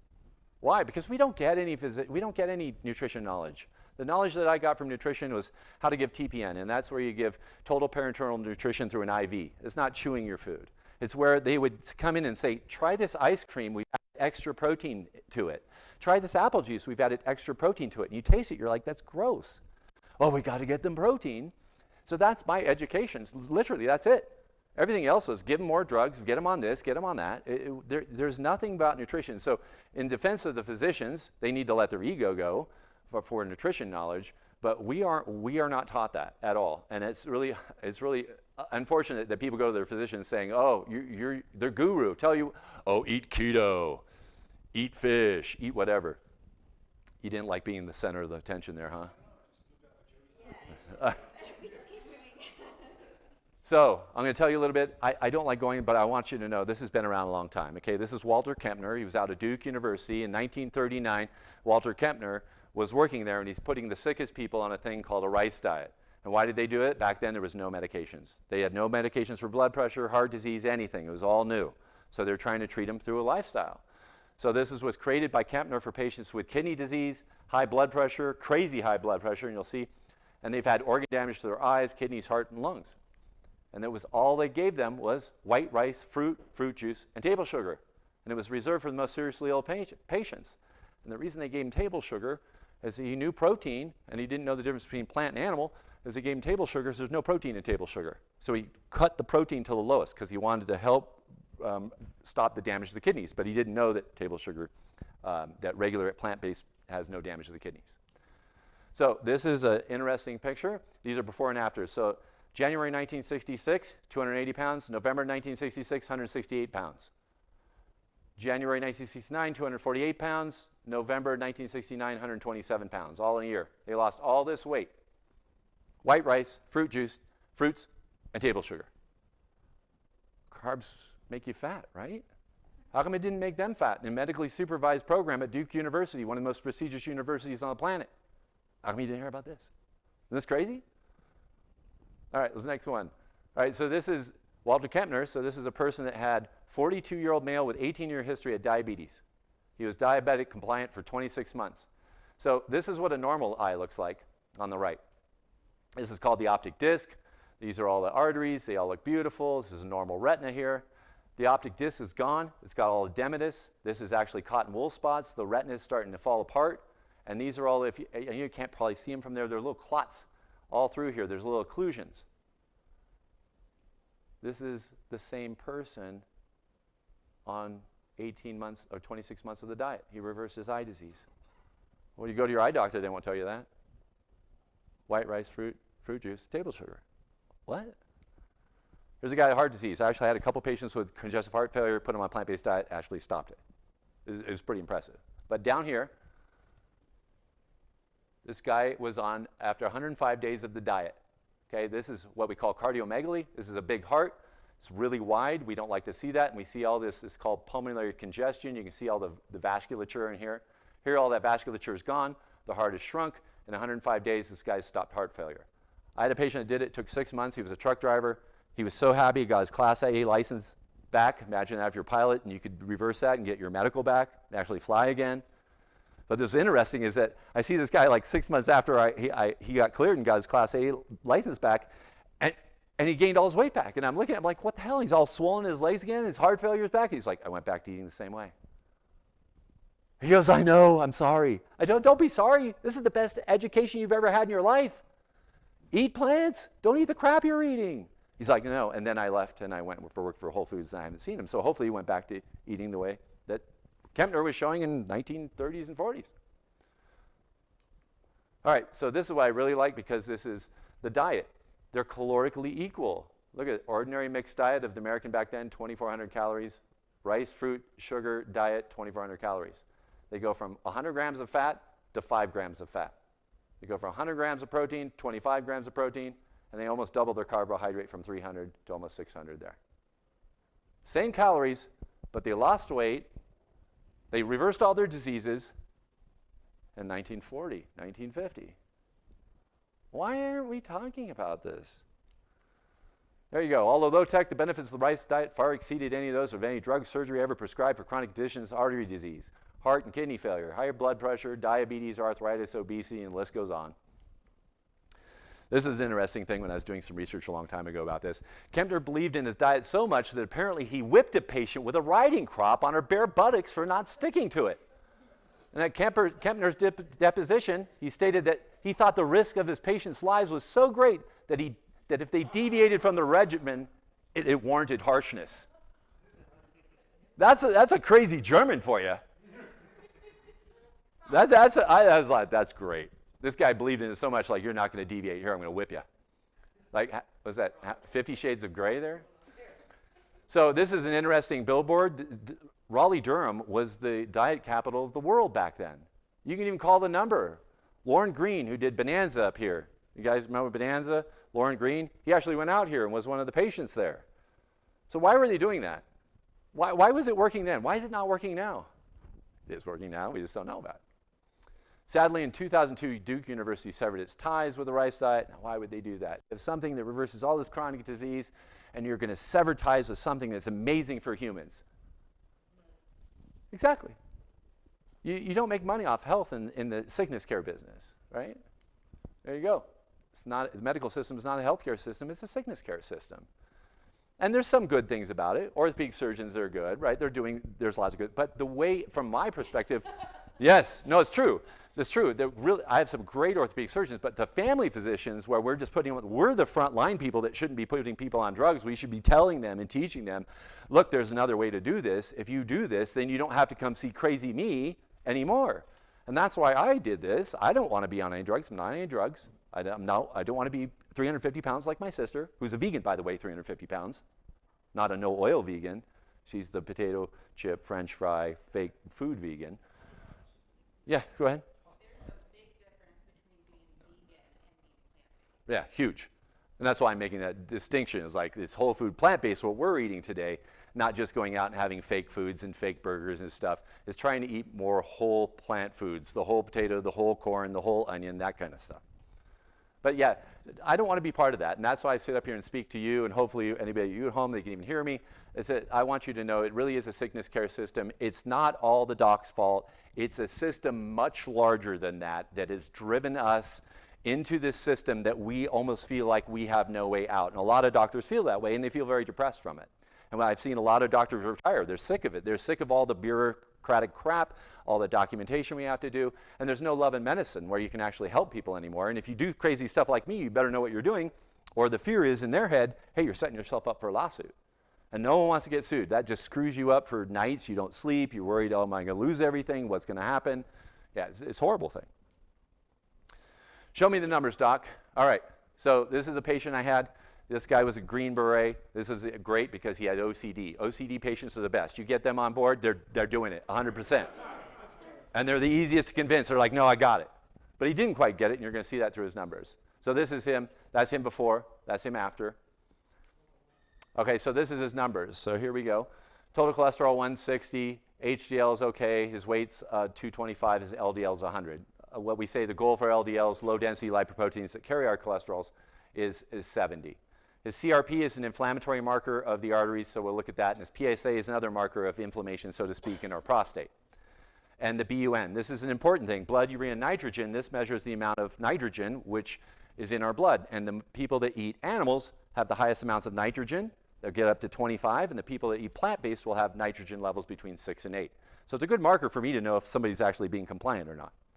So we're going to see that, and I want the all-important numbers. So here is only like 5 weeks. His total cholesterol is down to 136. His triglycerides went up a little bit. LDL went down, and he lost 10 pounds. Cool. Next set.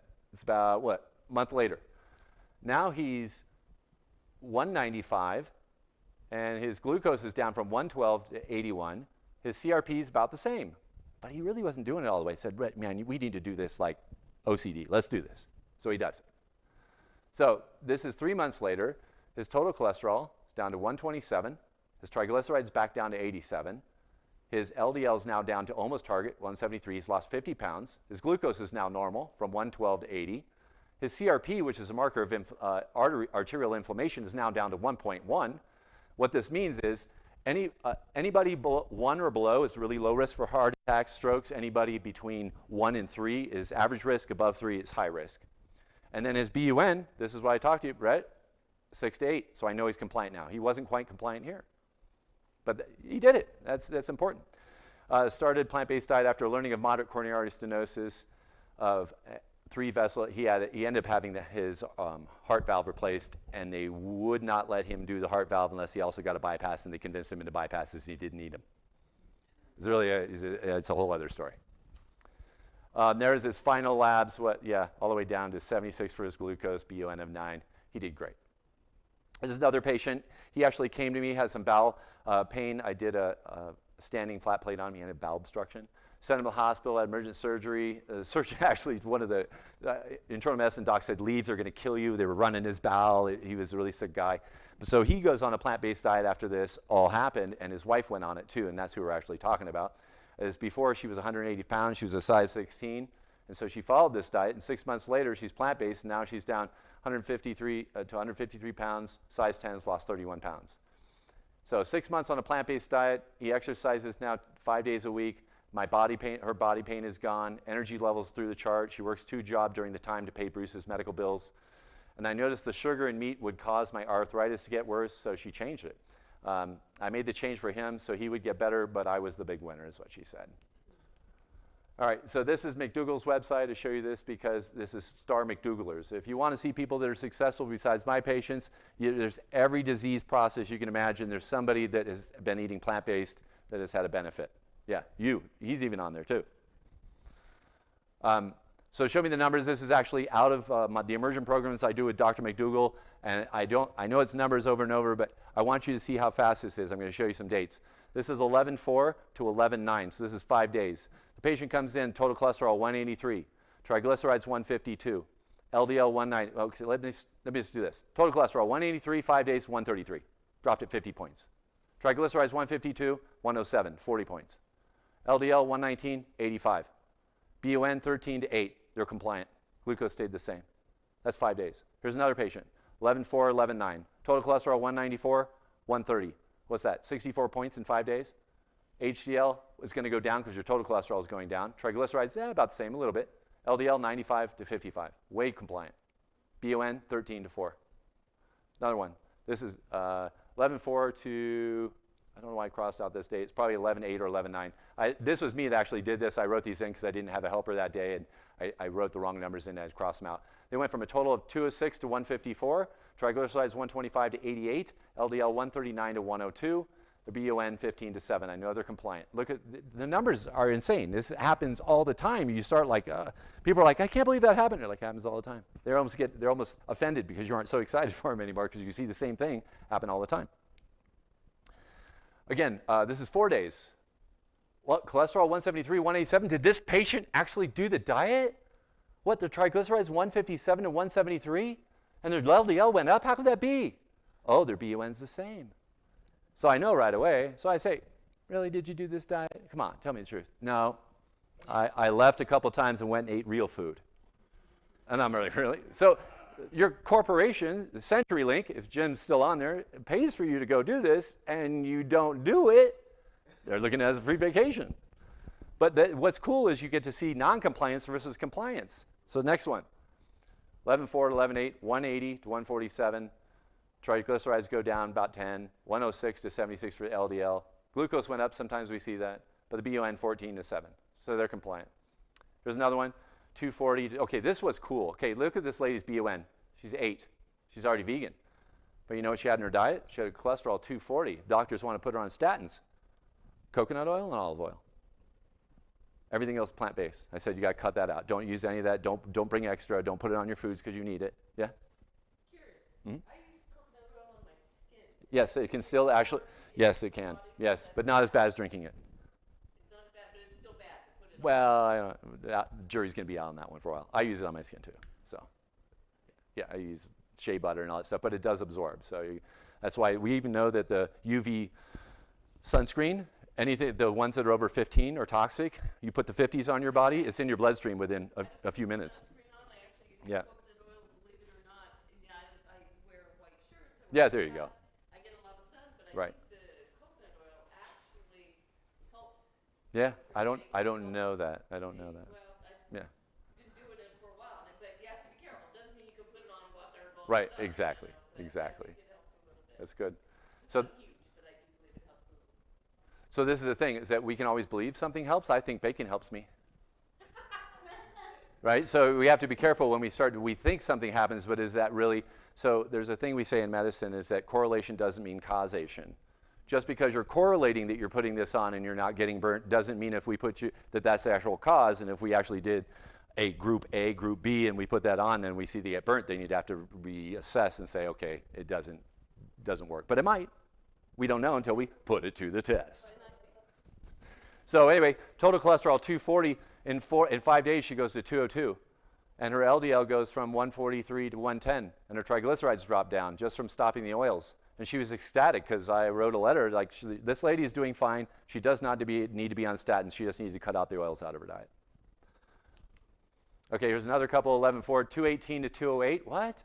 The triglycerides go up. Oh, LDL is about the same. What the heck? BUN 16 to 14? So this is an interesting psych case. This lady knew this was going to be of benefit and purposely sabotaged herself by going out and eating crap because she didn't want to see that this diet would work, because if it did work, that means she would have to change. So therefore, she sabotaged it. This is what she told me. so she wouldn't see that it had benefit. Okay. I don't have time in 15 minutes to deal with that. Right? That's a whole different psychological thing, but it's interesting when you get these patients. So here's a really sick guy who was on a couple times before that, 11.6 to 11.11, 261 to 204. Look at his trigs. 1,199 to 659 in 5 days. Yeah, that's how bad he was eating. And his glucose, 365 to 303. Yeah, and he's BUN 16 to 7. We know he's compliant. So, yeah, it's amazing effects. Imagine this is just 5 days. You do this for 3 months. You do this for a year. You do it for 6 years. That's where you get the reversal. That's where you really start to notice, hey, I feel great no matter what I do. It's interesting because her BMI is 24, so I mean she's skinny, Yeah. but not healthy. Right, exactly, from the oils. Yeah, that's, if you notice, you guys, I don't want to go through all this data, but here I'm putting their BMIs. Most everybody was 35 plus on their BMI. 25, she's still considered just overweight. Above 25 is, no, that's right, she's normal. Yeah. She's normal, up to 25. Yeah, somewhat unhealthy, right? Yeah, skinny fat. Okay, so this I'm showing because of blood pressure. This was, a lot of these are the same, but I have to blow them up, so I couldn't put them all on the same screen. But I want you to see that we took this person, I took them off both their blood pressure medications on day one. That's what we do at Dr. McDougall's, which I used to think he was crazy. Remember I told you that? Blood pressure was 155 over 97. On day one, we take them off this, and over this whole time, it looks like their blood pressure is the same, but they were a little riled up because everybody's worked up the last day. They want their numbers to be good. So we hey, just chill out, relax. 147 over 84 and a normal pulse off both blood pressure medications in 5 days. That's powerful stuff. I mean, as a physician, you're just like, when you see this, you're like, we're lying to ourselves. We need to teach this. We need to teach this. Here's another one. No medications, okay, so I didn't have to stop anything. Came in with 148 over 104, 121 over 84, 5 days. Another one, this one I showed on purpose because I think this is a non-compliant patient, right? BUNs of 14, same didn't change, cholesterol went up. Stopped her lisinopril 20 and stopped metformin as a diabetic drug. Look at their blood pressure, 114 over 71 ends up with 128 over 75. And look at their blood sugar starts to creep up because she didn't eat right. So if you don't follow the plan, it doesn't work, no matter how much you want to convince yourself it works. There's another one. Let's see, lisinopril. We just continued that. They're on the thyroid medication. We'll never stop that. 158 over 92, 135 over 85, 5 days. Same thing. Is you guys getting the hang of this? Stop this blood pressure medication down here, lisinopril, hydrochlorothiazide. We keep them on the statins because if we don't, their cholesterol actually goes up. And we want them to see that their cholesterol goes down, and we have them stop it later. BUN 13.6, compliant. Let's see, LDL went down. Look at that, 78 to 38. 156 over 95, 124 over 76 in, what's that, 6 days? Next one. Yeah, yeah, you bet. It makes the cholesterol go up if we stop it. Yeah, if I take them, that's why we don't take it off in the program, because what happens is their cholesterol goes down, but when you take a statin medication, it doesn't stop the cholesterol in your mouth, it stops your liver from making your cholesterol. So your liver starts making the cholesterol while you're stopping eating it, so it doesn't look like it changed. So we keep them on it the whole time, and then we recommend that they go off of it once they go back home, and we dictate a letter. What's that? Yeah, I had to do this because people talk about this all the time. It drives me crazy. Where do I get my protein? I don't know. It's working for me. I don't want to talk about it anymore. Well, where does the elephant, giraffe, rhino, hippo, cow, pig, where do they get their protein? Right? I mean, come on. It's plants. And we didn't get any gorillas, but we have the same teeth structure as all those animals. We have molars. We don't have cat teeth. There's no molar in a cat teeth.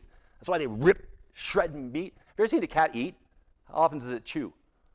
It's like throwing that stuff to the back of its throat like this. No, we don't have the same thing. We are technically frutivores, but we have the molars that we can eat plants. We can eat meat, yes, we can be omnivorous if we have to. If you're dying and you're somewhere and there's only all you can eat because you're out in the ocean and you're floating for 3 months and all you can eat is fish, eat the freaking fish. Survive. But this is not about survival in America anymore. This is about gluttony. And we really need to stop what we're doing. But if we don't, I did. That's all that matters. All right, so I show you these guys. Where's he going to get his protein? Vegan. He hearts tofu. Is Billy Simmons held the world record for a while for deadlifting 465 pounds off tofu. I don't know where he gets his protein, but it works for him, right? I mean, we could just let's keep it simple. There's a fake tan, you gotta love it though, but he was 2009 Mr. Natural Universe. I don't know where he got his protein, but it worked for him, right? This is Joe Kirkillis. There he is, but yeah, or vegan. I mean, come on, look, guns like that. You're gonna be a weakling. No, you're not a weakling at all. These guys are ripped. And some people are like, well, they aren't as big as the big guys. I don't think they care. They're super fit, super healthy. You spend your life in the gym to do these things. But this guy I love, Patrick Baboumian.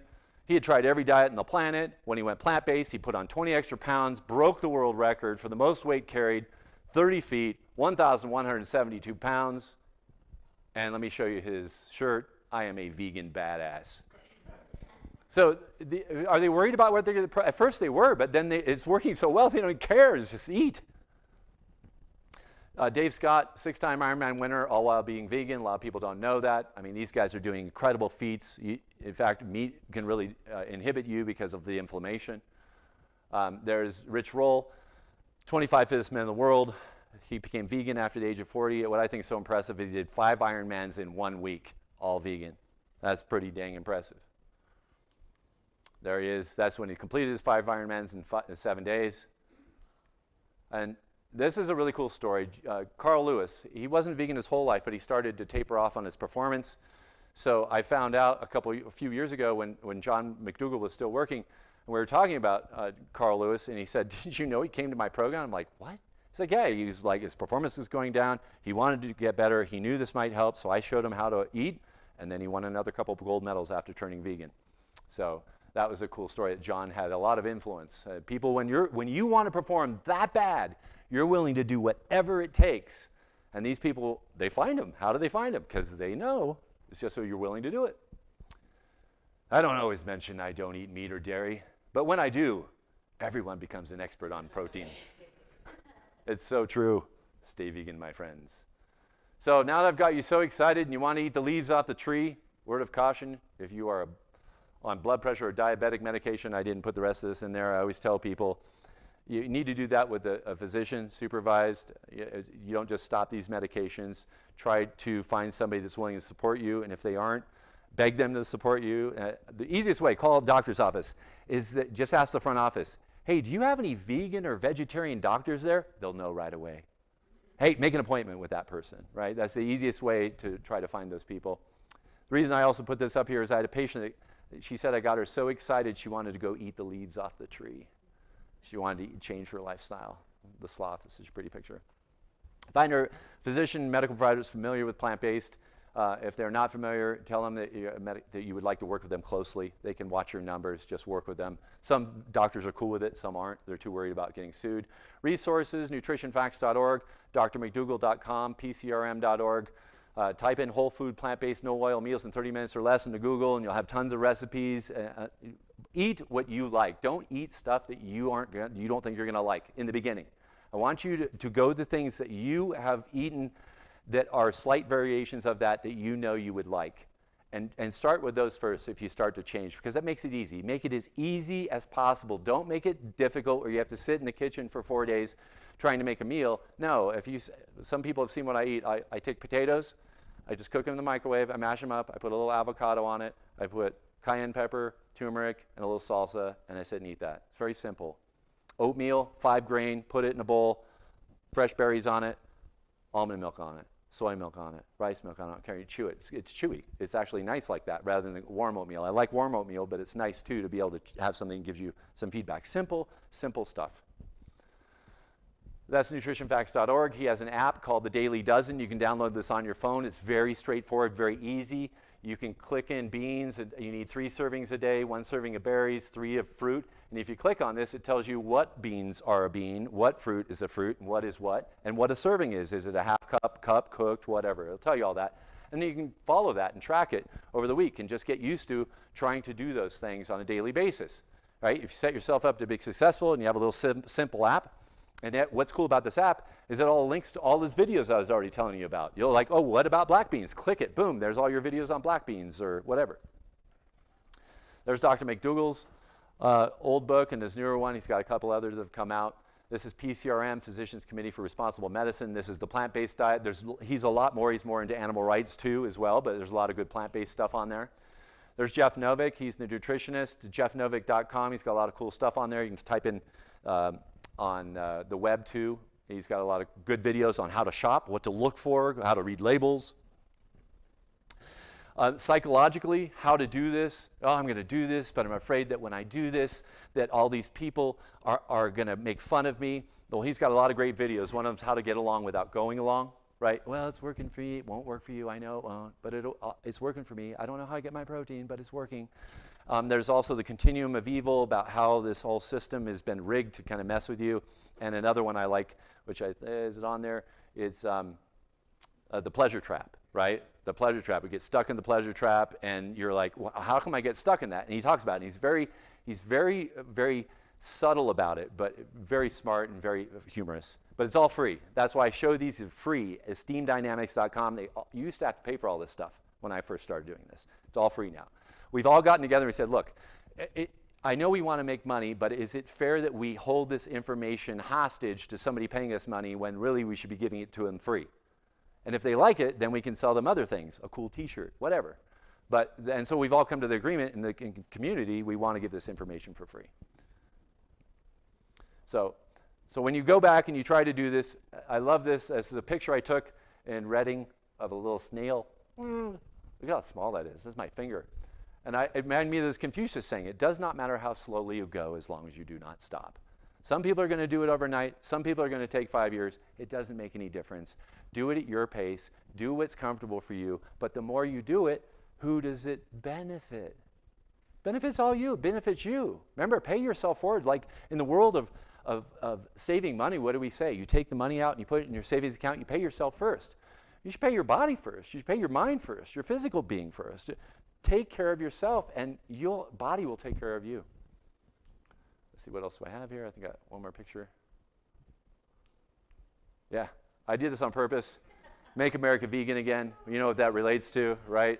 So this guy sent me this hat, and I just had to put it on. It became like a sensation on Instagram for a while. That's my office where I work in the dungeon. But I love that hat. Thank you. Any questions? That was a long.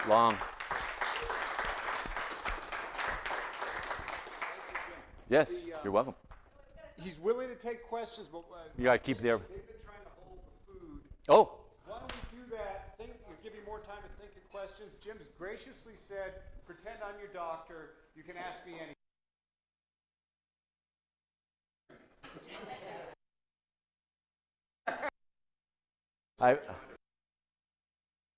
that's right.